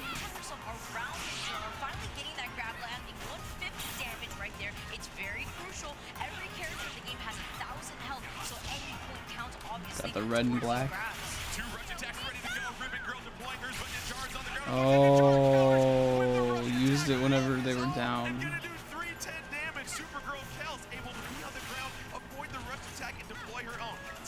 Skyward Wing on the ropes. Less than 25% health. The throws missed by Ribbon Girl. Ribbon Girl curving those punches, D1, and having a lot of effectiveness with it. It looks like having the higher ground is actually helping Skyward Wing out a lot. And right there, you see Supergirl Kel's trying to see if she can actually match Skyward Wing. It's really close. Jeez. We're like even. Oh, oh. One more. One more will do it. There it is. Got it. Skyward Wing gonna take the round and take the game. The first game point of this match, D1. What did we say about going for those grabs? That's gonna leave yourself wide open. And Skyward Wing took that opportunity and won the first game. And Vicky, we saw the adjustment by Skyward Wing and Ribbon Girl of switching to the double slap-a-manders after losing that first round. We saw a lot of those punches curving to the inside, trying to go inside out to catch Ninjara as Ninjara is moving to the right. That's why the Slap-a-manders are so good. They cover a very wide range of space, so you have to look out for those. And when you're trying to jump over them, you have to look out for the other arm, especially they keep them at the ready. First game point of this semifinal match goes to Skyward Wing, our open qualifier. It was so good, let's do it again. We've got Ribbon Girl double slap-a-manders going against Ninjara, this time with the buff and the chakra. I actually like this change from Supergirl Kel's going for 2 medium weight punches this time, because when Supergirl Kel's had the tri-blast, that kept losing to the medium weight punches that Skyward Wing was using. What about Supergirl Kel's in that chakra, trying to throw that chakra wide out to the right and then try to counter with that buff in the inside to try and catch Ribbon Girl, dodging to the inside when she sees that chakra coming out wide. And here we are in Spring Stadium, where you actually, if you hit your opponents on the trampoline, you can jump them to get extra damage. Meanwhile, Ribbon Girl connecting on the grab and the throw right there. Supergirl Kel's taking the damage right there. Skyward Wing misses on the throw. Yeah. Gets another jump though, connected with the right chakra for Supergirl Kel. Slap-a-mander gonna miss. Rush attack charge for both characters at this point. Just impatiently waiting each other out, trying to see who's gonna provide an opening. Ribbon Girl charging those punches. Here comes the rush attack from Ribbon Girl. 180, not bad. You certainly take that. But that was still a beautiful bait by Skyward Wing. Went for the grab, and it looked like it was obvious. Oh, snap. There's the grab right there. Actually, Supergirl Kel's no, actually loses it right there. Ribbon Girl with about 40% health. Ninjara down to 25%, but it's even less now after that throw. Ninjara does have that rush attack ready to go, but no! Ribbon Girl, Skyward Wing connecting with that Slam-a-mander. They just travel so far, and they're so hard to predict, Vicky, when you look at just their arc and the direction that they go. If you're dodging 2 of those coming at different times, you've got to be really dialed in if you're Ninjara. I got very excited because Ninjara did have rush attack at the ready, but you know, to the next round could be very crucial to who could win the entire match. Yeah, it's a great start to a match if you have that rush attack. Meanwhile, Ribbon Girl able to connect, knock down Ninjara. Here comes the rush attack though. And just I know. Aren't the colors awesome? Like the ults. Ribbon Girl's, like, I really like Ribbon Girl's alternate colors right there. Outfit. Silver hair, red and black. Red ribbon. D1, how do you like that read for Ribbon Girl and Skyward Wing? That was absolutely smart. And watch how Skyward Wing also uses the trampoline to get more height with Ribbon Girl. Skyward Wing, this The double slap-a-mander, man. It's getting wild. It's working really well.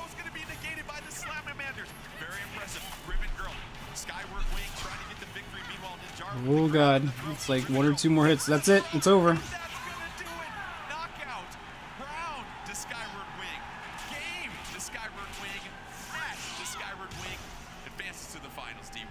Also a win for the players that won from the floor today here at E3 2017.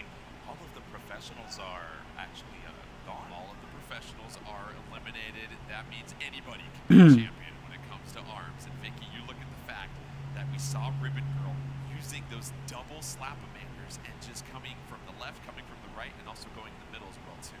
She was taking advantage of being able to maneuver herself around. Ribbon Girl's aerial movement is so, like, it's so good that, like, it makes me feel like she's going to be one of the best characters overall, like, because she can kind of dodge out of, like, she can, like, aerial sidestep everything. And I feel like movement is so important. Which is why, like, I was kind of struggling using the Joy-Cons. I was like, I kept accidentally, like, tilting the stuff, and I was moving the wrong direction.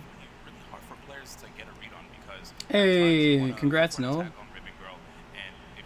Glad you're still around. Counter her when she's in the air, you're just gonna take an arm to the face. And at other times, when you try to attack her in the air, she'll immediately jump You out know, of the way with it's the second jump or even a third one or an I air feel dash. like movement's so important that like definitely Second and last semifinal. That will pair gaming with me versus definitely Zerk. So please come to the stage and I feel like I gotta try the pro controller stuff because I feel like if I can get the movement down a little bit more, then arms combination he goes with. And when you're Twintel, we saw that ability to slow down time for that ever short amount of time. How can you utilize that when you're trying to counter? We actually saw it earlier in the last game we had with Zerk, where Zerk jumped in the air, hovered a little bit with the yellow ring around him, and when an incoming punch was heading towards him, he was able to maneuver himself around and kind of dash away from that punch. Zerk going with Twintel, but then we saw Min. we're getting lots of female characters. No issues unwrapping Master Like all the girl characters are not necessarily the most mobile, but a very interesting attribute she used versus Min. That is a bit of a wild card at times. Oh, yes. And, you know, Zerk definitely has 2 air dashes in between the usage of Starstruck, which is her ability to slow down attacks. So keep an eye open to see how he's going to be able to deal with this Min. If this Min manages to get one grab on Zerk, that's going to be a free dragon charge on the left arm. Zerk and Twintel going some double chillas. Meanwhile, the Megawatt and the Dragon for Min and gaming with me. yeah. The double watt can block the. Health and Min just getting those punches with that Megawatt. But here comes the throw from Twintel. Gonna knock Min around it. Here come the pillars in the stage once again, Vicky.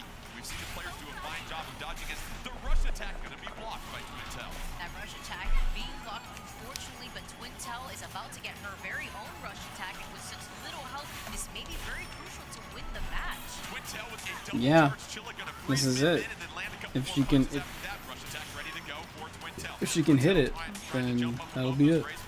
Meanwhile, Min trying to counter from afar with that Megawatt and that Dragon again. But there's the slowdown right there. D1 as Twintel counters in the middle. This is gonna come down. Here comes the rush attack from Twintel. Yeah, I got it. That is it. KO for Twintel. Oh, the waifu wars? I bet. Yeah, friggin' no question. I thought, wait a second, if this person is losing, why would you stay patient? Top 2 waifus. The opponent an opportunity to win, but he actually turned it around with some well-placed. At least until the DLC.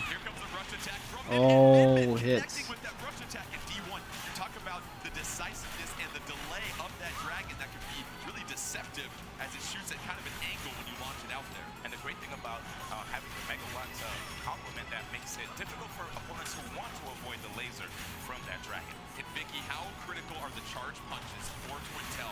Get a chance to freeze Min like we see right there. That's actually the reason why you always want to charge your attack, not only for the extra damage, but for that way the attributes can land as well. Oh God. Attack of the match, and that's going to do some major damage to Twintel. Meanwhile, Min at about 40% health. Twintel connecting with another free. That's it. Is that? Oh no, it was close. Oh my gosh, she got hit while in the middle of it. One hit's gonna do it. One hit. Oh, there it is. So I want to say, Hit by the dragon. Zerk was trying to avoid the Megawatt, and because he tried to avoid the Megawatt, he got hit by the dragon instead. 1-1 in the rounds. Winner of this round will take the first game point of our semifinal matchup at D1. Well, this, I mean, this is definitely like closer, I think, honestly, than they were before. You know, it's been good so far. Oh, blocked it. I was wondering when you would bring back the parasol.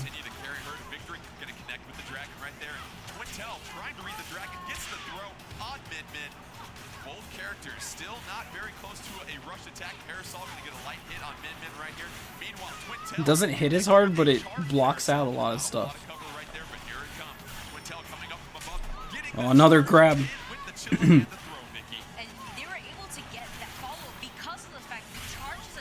Oh, got hit by it.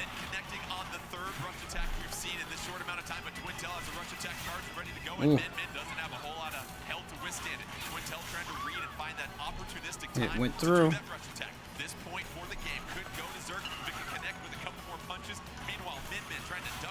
Oh. There it is. Twintel, D1 just being very methodic about jumping behind cover, popping up, and using those aerial attacks to keep Min at bay. really patient play right there from Zerg. The fact that he actually held on to his rush gave him a psychological advantage over his opponent. The entire time he was So just whatever he I almost wonder if like have you seen it? Has anybody been using a Pro controller yet? Vicky, it was interesting because once those pillars came up, it made it very difficult for gaming with me to use the dragon because now you had to launch the dragon up over the pillars and sometimes it wouldn't clear a spot that had 2 pillars. That's why he wasn't able to take the advantage of moving forward and closing in that gap between his opponent and forcing him to go one direction, using the dragon to do so. Twintel sticking with the Parasol and Chilla. Meanwhile, Min, that Megawatt and that dragon once again as we're in Master Mummy's level. Keep an eye in the middle of this stage. Once enough damage has happened to the middle of this stage, a trampoline will appear, and D1, you don't want to end up on that trampoline. Oh yeah, because once you get on that trampoline, you won't have access to block. You can air dash, but if you are in the air, you're more susceptible to getting hit. Twintel at about 75%. Min at about 60 at this point right now as Twintel connects with the charged Parasol and going to use that ability to slow down time. But no, a throw missed by Twintel and then Min connecting on a throw. Here comes the rush attack from Min. However, Zerg doing a fine job of blocking that and taking very insignificant damage. Rush attack ready to go for Twintel. Twintel most likely going to try and charge that Chilla, then connect with the rush attack. Meanwhile, Volt Punch's charge slows down time, knocks back Min with that Parasol. And that Parasol really coming in handy for Zerg in this second round here, Vicky. And that is why we saw Zerg doing exactly that. He's trying to hold on to his charge arms and slow down the arms coming at him. That is why he keeps getting all these follow-ups on Min.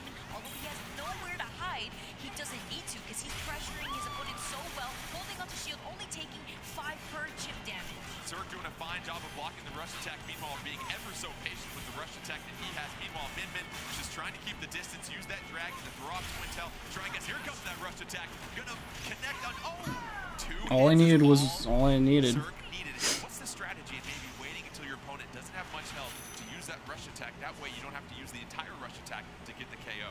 I think what we see here from Zerg is that when he has a rush attack, he'll wait for the opponent to go for a dash, and then he'll predict where they go and intercept them. I feel like he's getting a lot of play out of that Chill. He's getting like every time he hits something with that, he follows up. Early advantage on Min and Skyward Wing. That's going to get knocked back right there. Excuse me, gaming with me. Meanwhile, I honestly now that I think about it, I think this is the combo that I use the most when I played Twintel. That's been the difference in this game. Yeah, and every time you see Zerg get a knockdown on Min, that dragon charge goes away, which makes it really easy for Zerg because Zerg doesn't have to worry about getting knocked down from a charged laser from the dragon because it's a fire attribute, which makes it hard because Min could apply more pressure. I also want to make notice that whenever Zerg tries to throw out a punch, he always throws out the Chilla first, so that way whenever he gets the ice stun on him, he can follow with either the Parasol or a grab. Twintel with the rush attack ready to go. It'll be interesting to see when Zerg deploys this. Will he do the same thing that he did last round? Meanwhile, Min trying to throw a 1-2 to the dragon connect. Here comes a rush attack blocked yet again by Twintel. Here comes Zerg with the throw and the rush attack. There it is. He went for the throw, he pulled back, and then he... What did I tell you? You can just go for a grab, and if the opponent tries to dodge, fake him out with the rush cancel into the rush attack. What a bait and switch, and that will guide there's no way he didn't do that on purpose. game victory in those rounds over Gaming with me. Gaming with me, thank you so much again for joining us. So here we have it. We get set for the grand finals, best 3 out of 5 in our 2017 Arms Open Invitational. Let's take a look at our updated bracket. Let's see how our kind of the two, like at least character-wise, probably the 2 characters I expected to see there. It's 2 open qualifiers. Vicky, let's start with what we've seen from Zerg. What do you see from him so far with his ability to use the 1-2 combination of those charge punches? I noticed him taking advantage of the attributes that Ribbon Girl has the movement advantage, no question. She moves so well.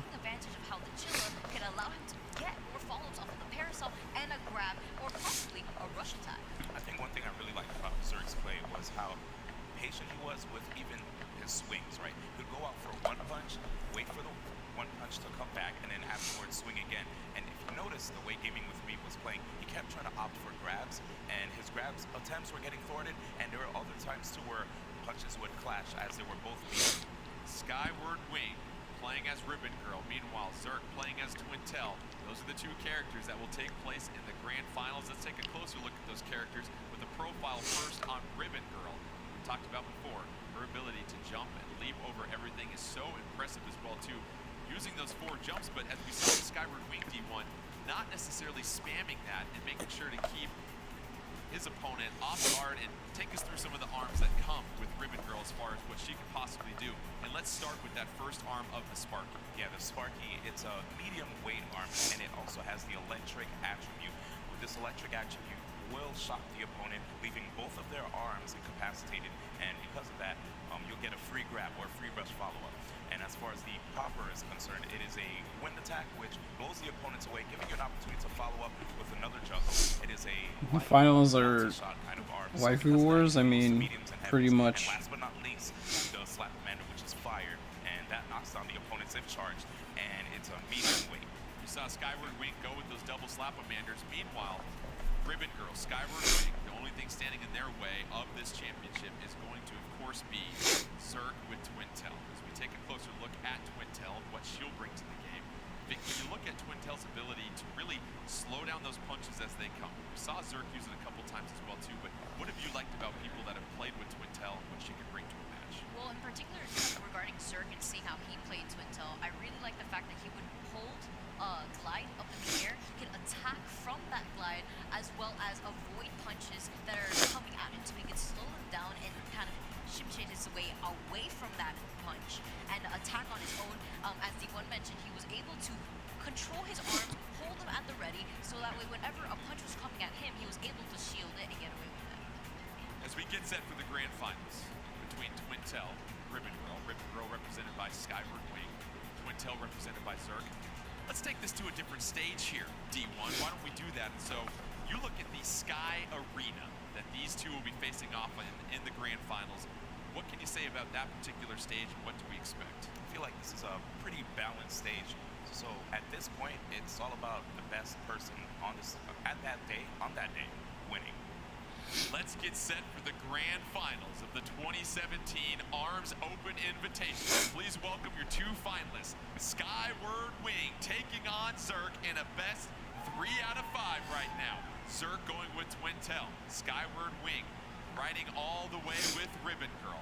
This is going to be very interesting, Vicky, because we've seen Ribbon Girl really use those double slap-a-manders to guide Skyward Wing to victory. Meanwhile, Zerk, it was about that change to the parasol comboed with the Chilla that allowed Zerk to really get the upper hand in the semifinals. And it's really interesting to see how well Ribbon Girl's been doing between the test punch and the tournament that we're having at the very moment. She is one of the 3 main beginner characters that you can play in the game of Arms. D1. And I just really want to see By Embark on the stage, man. Do you guys want to see By Embark? See, people like to see very exciting stuff going on in this grand finals. As we mentioned, it's 3 out of 5. You have to win 3 games. We're not going to win it by just winning 2. You've got to be a little bit more consistent. Sky Arena, all these matches in the grand finals taking place. Ribbon Girl, though, looking like going with the Sparky and Slap-a-Mander. Twintel, double Chillas. Let's get this one started right now. Both opponents getting a feel for each other. First throws. Oh, that throw negated with a charge. Double Chilla right there, followed by a throw.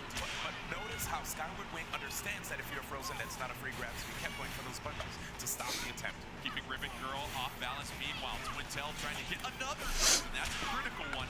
Long distance grab right there that's going to turn the tide early in this one, Vicky. Yeah, absolutely. And we're seeing Twintel. I was about to say Twintel hasn't even got 1 damage on her, but manages to bring it back. Ribbon Girl needs to find her footing back onto the stage. She can still do this. The rush attack is coming up very soon. 3 grabs so far for Twintel. What we're seeing, D1, is Ribbon Girl Jeez. on the lower level and having to waste one of those multiple jumps just to get back up. I mean, can we talk about the fact that Twintel has like almost perfect health? Like, Twintel flawless. Hair is still looking on fleek. Meanwhile, Ribbon Girl under 30% health at this point. 2 rush attacks ready to go at this point. Ribbon Girl, oh, gonna miss with the right slap-a-mander. Meanwhile, Twintel gonna get the wow. And toss off at this point. And Vicky, how impressive. And that's the patience that we were talking about that Zerk had to progress to where he is right He is now. playing very patient, but that is like honestly how probably you have to play this game anyways, because you get punished so hard if you mess up. Oh, God. at her disposal. But the thing is, Zerk is just really hard to hit. Vicky, we talked about those core all fighting games that allow you to be successful. Zerk certainly showing that the ability to block all the rush attacks he's faced. Oh my god. All the rush attacks, but at the same time, using to his advantage wherever his opponent are, especially in the air. Ribbon Girl does like those mid-air jumps, and he's taking advantage. That is why he was able to land those rush attacks. Twintail's got Ribbon Girl to less than 50% health. Meanwhile, that throw's going to be negated by the Slap-O-Mander. Slap-O-Mander still moving to the left and right there. Right there.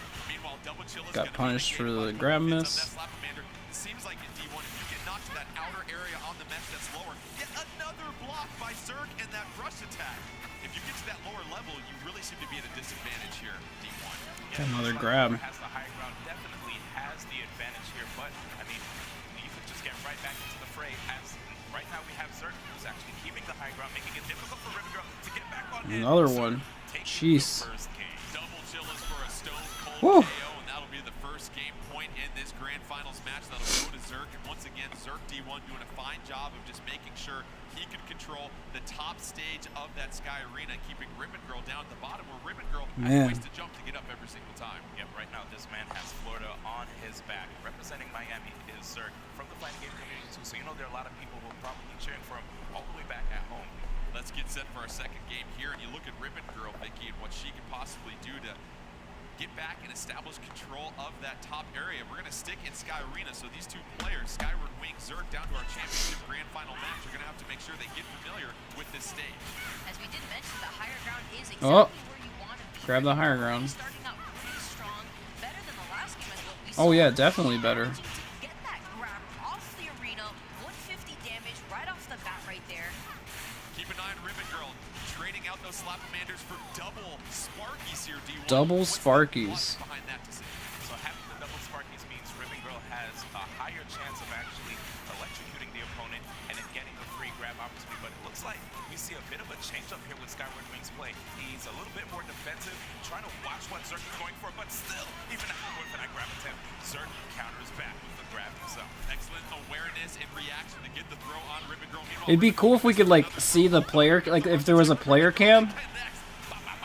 If there was a player cam on this, like that'd be so funny because they're over there like.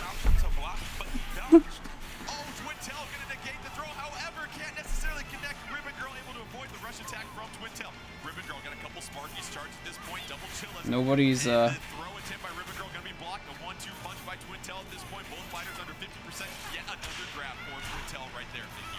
And that is why we could have seen a possible arm change as well, because of the fact that the shock element deactivates the opponent's arms. They won't be getting frozen anymore. Ribbon Girl trying to charge those Sparkies. Meanwhile, Twintail dancing and skating around the ring, left and right, getting the throw on Ribbon Girl. That's gonna almost do it for this round. Meanwhile, Twintail backing up. Just 8 seconds left. Ribbon Girl's gonna have to act fast, but no. You see the throw attempt. The shards of green illuminating the screen, being negated by that Sparky thrown to the right. Yep, it's definitely easy to counter, and notice how both players have a lot of meter going into the next match, especially Zerk.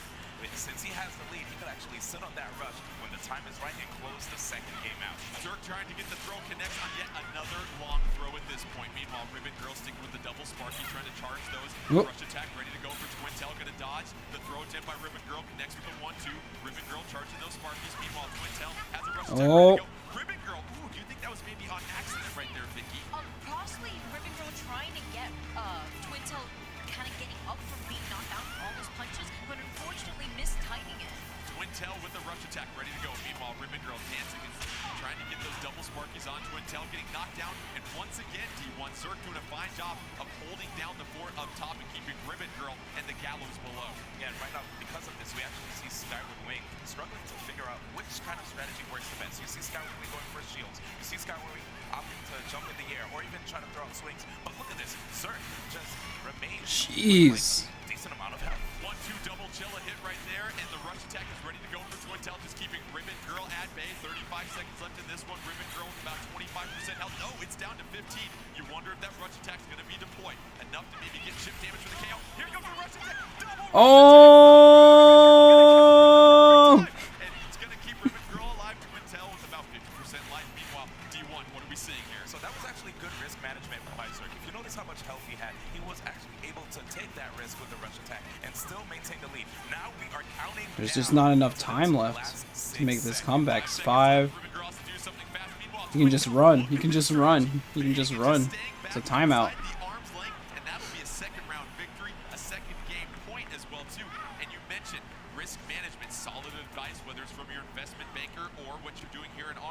look at that. The smart play by Twintel to make sure didn't overexpose herself. Yes, you notice Zerk, he understood that he had a lead, and he might as well just sit on 2-0. it instead of taking any crazy risks and giving Skyward 2-0. any opportunity to inflict more damage on him. Impressive victory by Zerk here, Vicky, and we go back to this level again. Sky Arena, this is the stage they're going to be using, and really Zerk and Twintel holding down that higher ground. We saw on that missed rush attack, those punches, they're hard to get up, and a change in strategy. Double Slap-A-Manders, more Ribbon Girl. Double Slap-A-Manders, he went back to him. Constantly trying to cover all the wide range that we see Zerk go. Whenever he's hovering, he's always hovering side by side, trying to find that opening. That's why he doesn't release any of his punches, releases them one by one, and before he does so, Well, you saw that Nintendo made like basically a versus account. I'm assuming to cover like official tournaments. But there is a spot on there, like there's a red thing, and a lot of people said that that's like just because Nintendo's like one of their colors is red on their stuff. But there's a lot of people that are saying like that spot is for Smash Brothers, but I don't know. I mean, Smash Brothers fits in with all the other, with the 3 other things that they would cover in Splatoon and ARMS and Pokken. I think that those 4 games would be like a good esports lineup for them, honestly.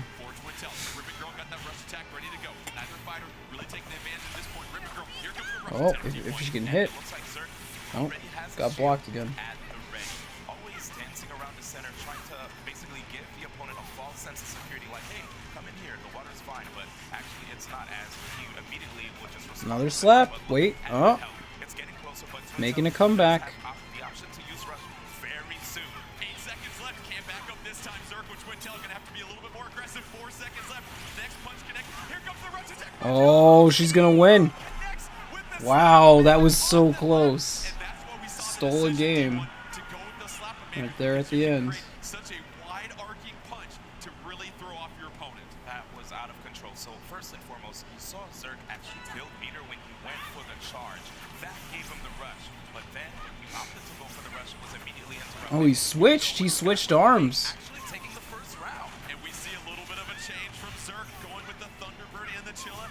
Vicky, you have to think that is to counter those Slap-A-Manders and the distance that they can cover. oh, absolutely. This is the first It's not working at all though. in quite some time now, and we're seeing all these rush attacks happen to miss, but not for Zerk. He didn't block that either. Rush attack by Skyward Wing, as we see right there, but you're saying right there for Zerk, the first time that Zerk couldn't block that rush attack. Absolutely, and a lot of times we're seeing all these rush attacks being missed or being blocked, and believe it or not, rush attacks punch away any arms coming towards them, so this means that you can actually convert into a rush attack. I don't think that. Down the top shelf for the main part. Twintel has a rush attack ready to go, but Ribbon Girl now keeping Twintel at bay here, D1. Yeah, it looks like Zerk is going to have to time his Starstruck because he's getting hit with numerous. He's also not going for as many grabs, which he did before. Twintel with the throw. That Slap-A-Mander trying to come to the side, but the Thunderbird going to stun and shock Ribbon Girl momentarily, negating 2 throws attempted by Ribbon Girl. Meanwhile, Twintel has a rush attack ready to go, but still sizable amount of health for Ribbon Girl. Ribbon Girl, yet here comes another rush attack in this same round. This could be a huge game point for Skyward Wing. Rush attack going to be blocked by Zerk here at this point. Zerk, though, getting ready to charge something up. Misses on the throw right there, D1. And if you notice, Zerk He got hit. low on shield. He took a game. Skyward Wing with 1 on the scoreboard. It ain't over. It ain't over. Skyward Wing taking that game point, and we are now going to get set for a 4th game here, potentially, obviously. So you have the 2 games that first went to Zerk. Then Skyward Wing, not ready to give up and go home yet. Switching to the Slap-A-Manders, Vicky, and that's proved to make life much more difficult for Zerk. It really shows you how the different combinations of the arms could really help you get the upper advantage on your opponent. As we saw in that last game, his shield was running very low, and if you block way too much, your arms will actually get damaged and they will break. Zerk still adjusting to the double Slap-A-Manders, going to go with the Parasol. Meanwhile, Ribbon Girl getting the early throw, and those Slap-A-Manders have been her best friend on this Sky Arena, and Ribbon Girl trying to hold it down at the top end. D1, these Slap-A-Manders, they're so unpredictable to try and block because they're fast, but they're also wide arcing. Yeah, it's definitely like a whip kind of glove. Very difficult for people to try to jump over and air dash.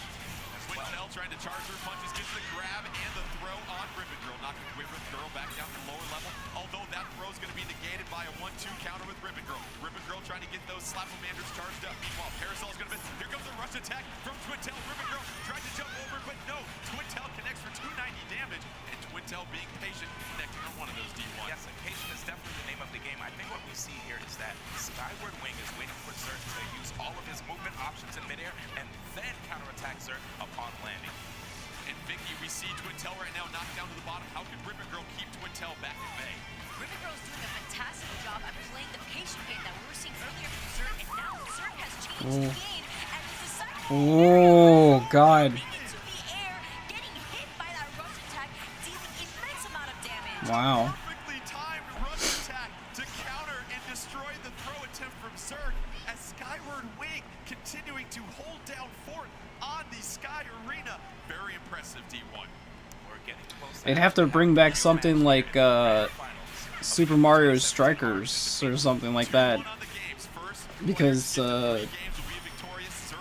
sports games, like, they don't really have, like, they're not really big esports.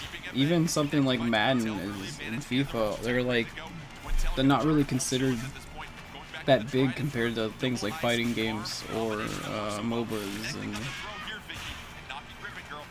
or competitive team shooters and that kind of stuff. They're not even on the same level really. So if there's anyone that could do it, it'd probably be Nintendo. I mean, I'm sure they'd find a way to do something with it, but it just doesn't seem to be the same kind of demand.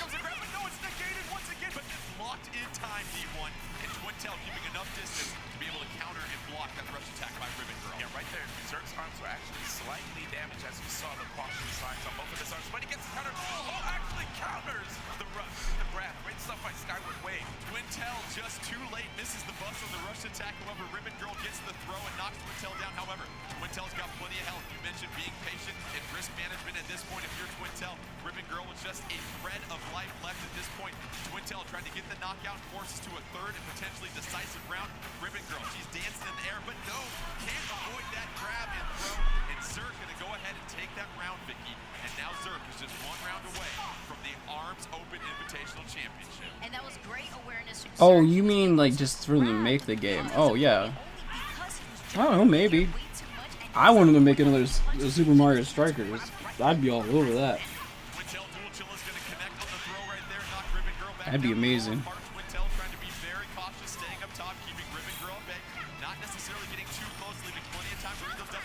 Oh.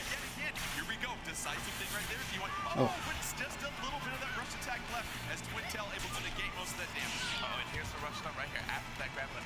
Skyward Wing willing to wait out Zerk, and there it is, a beautiful counterattack over those grabs.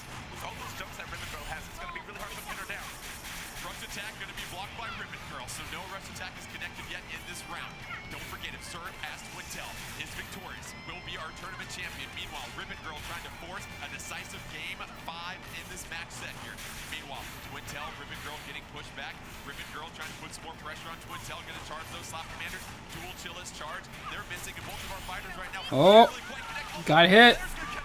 You won right there, Vicky. The rush attack by Ribbon Girl going to do a nice chunk of damage. And the rush attack from Skyward Wing exactly doing what Zerk did to him earlier, catching his landing in the air. Zerk does love to hover in the air for quite some time to counter those punches.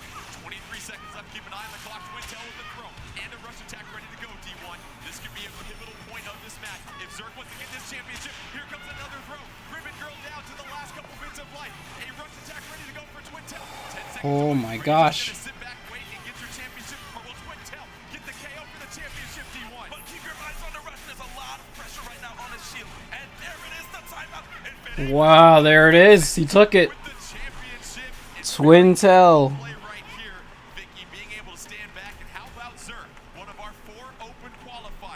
It looked like it was going to be a sweep, and then he had a great comeback. What the hell? I thought he was going to fall. I thought he was going to fall over. I honestly wouldn't have asked for an even more hype grand finals at that very moment. That was a very close toe-to-toe match, and honestly, all the qualifiers that have been put into this tournament first place. Zerk is our champion. With that, please welcome to the stage, producer of ARMS. Wait, are they gonna show off something? The 2017 ARMS Maybe. Invitational belts. That belt looked pretty sweet, actually.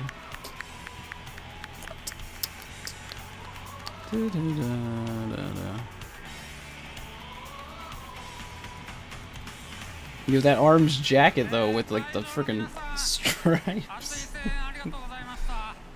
I want to thank everyone here for watching and with having so much passion.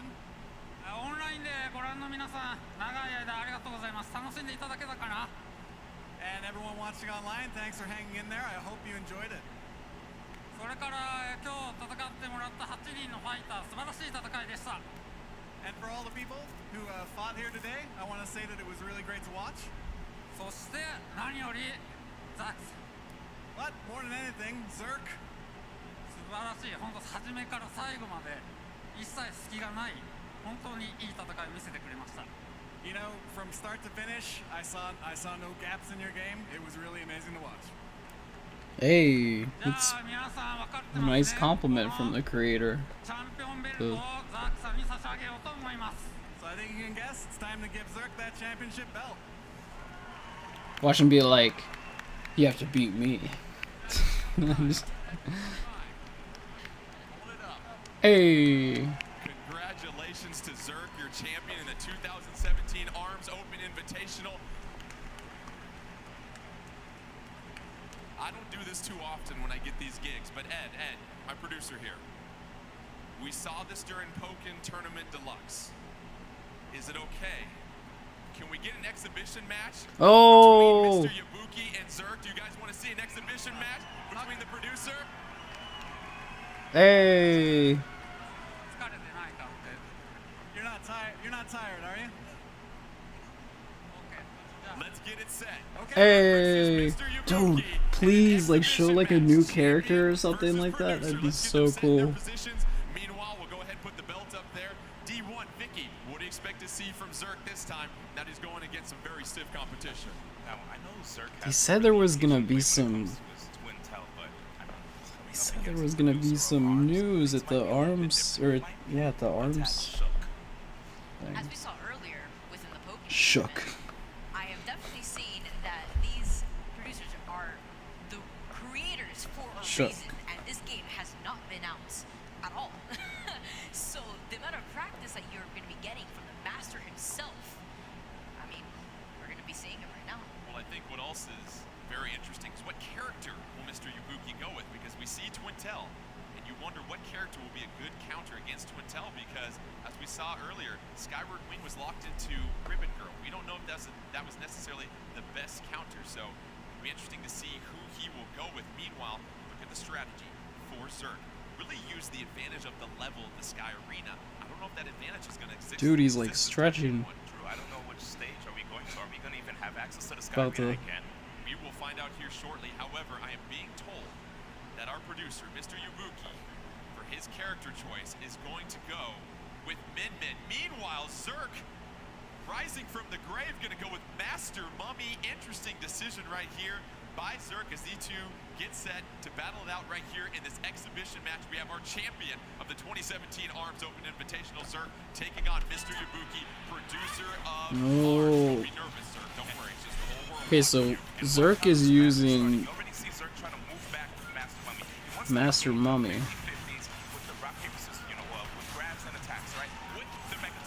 But this Min-Min is applying pressure from afar, and Zerk is quite content just sitting there and recovering 10 health each time.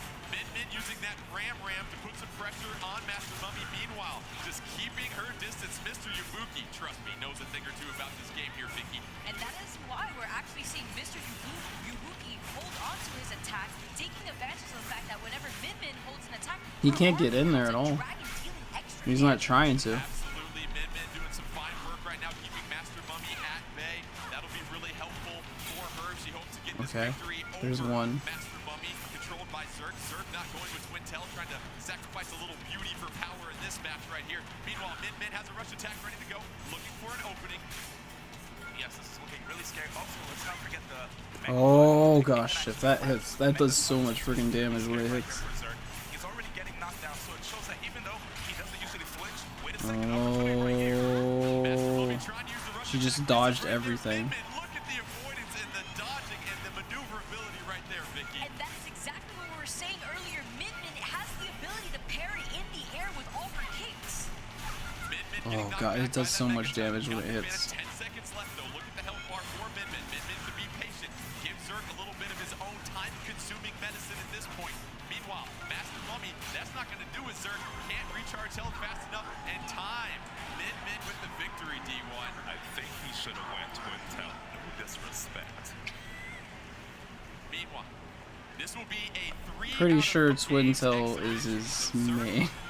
bring your A game. You can't let him win. He's not going to give you a free copy if you let him win. Meanwhile, Mr. Yabuki taking advantage of Zerk and the slower Master Mummy. Mr. Yabuki throwing that Ram along with the Megawatt. And that 1-2 combination right there, D1, able to stun and burn Master Mummy. Yeah, right now look at Master Mummy's shield. It's actually getting quite damaged. Goes from blue to green to yellow and then red. And after that, it breaks. And after the arms break, after your shield breaks, actually, you're unable to use your arms, and that can Okay, a throw. And I know that does a ton of damage. notice how Mr. Yabuki is actually not trying to throw as many grabs as we were seeing previously. Mr. Yabuki controlling Min-Min, throwing some curving punches with a beautiful parabolic arc, trying to get some damage on Master Mummy. Master Mummy trying to jump up on those trampolines right there. Master Mummy, if it can connect with a couple throws, to do some major damage here, D1. Yeah, right now, Mr. Yabuki definitely looking like... Oh my god, it's so much damage. That rush attack doing 405 on Min-Min. Mr. Yabuki finding himself in a little bit of a corner. Meanwhile, Zerk starting to get a hang of Master Mummy. Much different play style than with Twin Tail. However, Min-Min has a rush attack ready to go here, D1. I noticed that he's not, okay, I was gonna say, he doesn't go for that many grabs. Oh my god.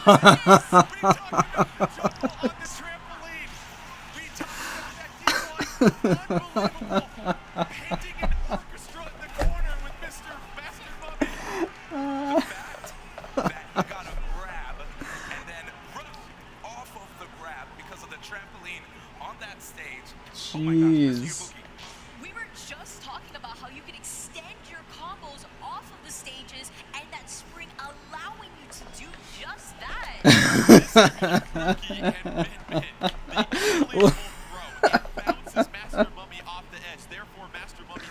Oh my god. Still just a sitting mummy bouncing up in the air and like a punching bag. DB. Mr. Yabuki go to town for the victory. I see ya. Yeah, I think it's about time we went to France to find Twin Tail because Master Mummy, I think he got put right back into the coffin. As we mentioned, this exhibition Is he gonna get? Is he gonna bring out Twin Tail? as far as the games goes. Mr. Yabuki taking the first game. Mr. Yabuki takes the next game. Will get the victory over our 2017 Arms Open Invitational champion. That is Zerk. Meanwhile, Zerk. I wanna see him play Twin Tail against Min-Min. Brought him the victory here, Vicky, and that was Twin Tail. If he made it to this position with Twin Tail, I definitely do believe he should stick to Twin Tail. No more au revoir here, so we are gonna strap on Oh, the Springman. gloves and, in Twin Tail's favor, wrap them around her hair and bring it on. Okay. Meanwhile, Twin Tail going with the Thunderbird and the Chilla. Meanwhile, Springman going with a little vanilla ice cream here and double toast. We get set. Springman controlled by Mr. Yabuki, producer. No, but like it was the way that he beat him. He threw him onto the trampolines on the side, and then he bounced in the air, and then he used the. He bounced off the ground, and so usually when you throw somebody, they have to do the get up animation. But he threw him onto the trampoline, so he bounced up in the air, and then he used the. So like, on this stage, like, that's a trap right there. If they throw you like right onto the trampoline, then they can hit you.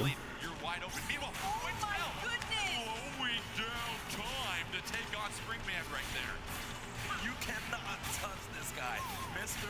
Yabuki is just untouchable. And using that Thunderbird, if he manages to connect it right there, as you notice, the arms, he can't use them. And Twin Tail, with full rush, he actually can just obliterate Springman. Twin Tail getting some pressure on Springman. Meanwhile, Springman jumping up on the trampoline. Meanwhile, a lot of When Springman's health gets low, he gets a boost. Right now, Mr. Yabuki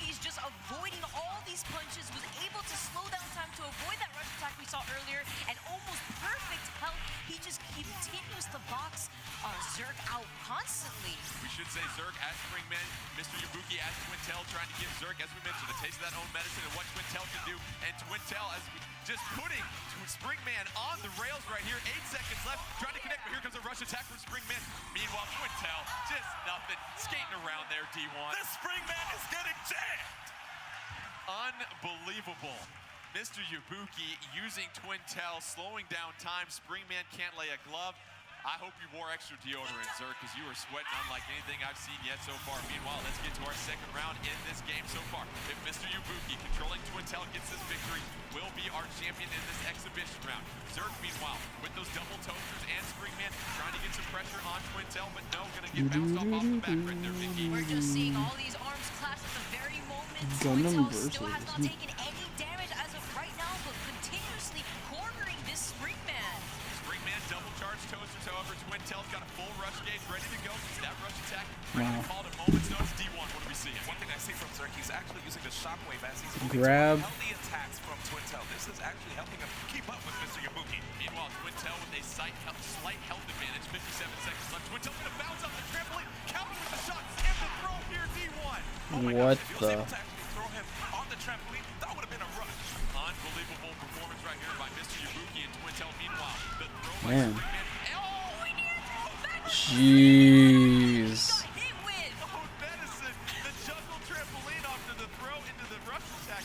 Beautiful by Springman. However, there's still plenty of Oh time to go. no, another grab. Let's see if Springman can close this one out. Zerk trying to force a third round in this game. Meanwhile, Twintel dodging, weaving, trying to connect with that Thunderbird on the left.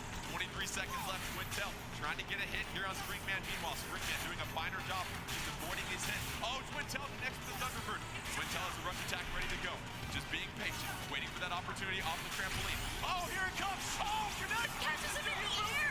Gonna knock Springman back. 5 seconds left. Both fighters at almost equal health. Next punch could be victorious. Oh, There it is. Mr. Yabuki punches through the throw. Mr. Yabuki.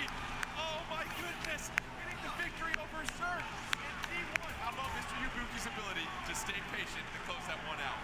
His maneuverability around the stage, it is out of control. Every time Zerk thinks he's able to get a grab, you just see him dash out of the way. Oh, that mobility, yo. Mr. Yabuki heard us talk about Zerk's Twintel. Forget the Twintel. Let's talk about Mr. Yabuki's Twintel. Mr. Yabuki's Twintel is quite crisp.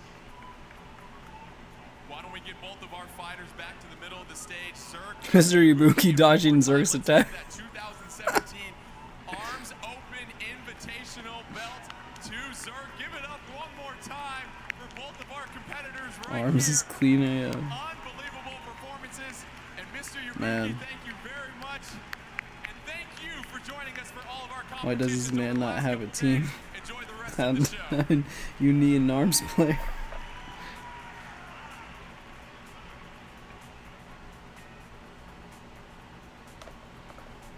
Woof.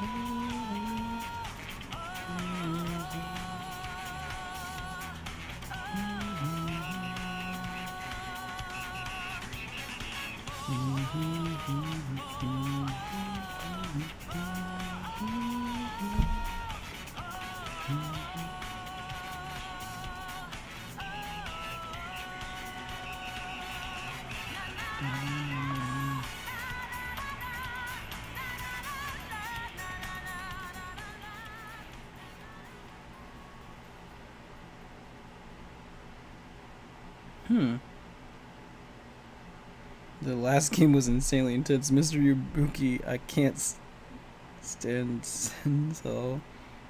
But that movement was godly.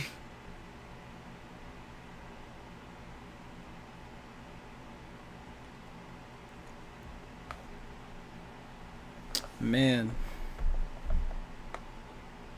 Man, oh man.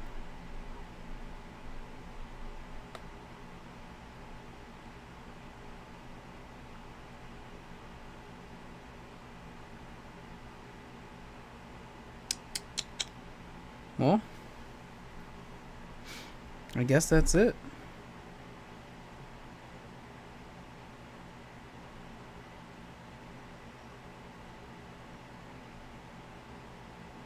I guess that's it.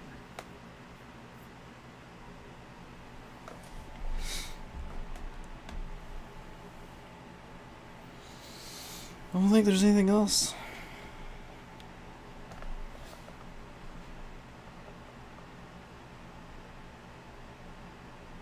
Alright, have fun. See you later.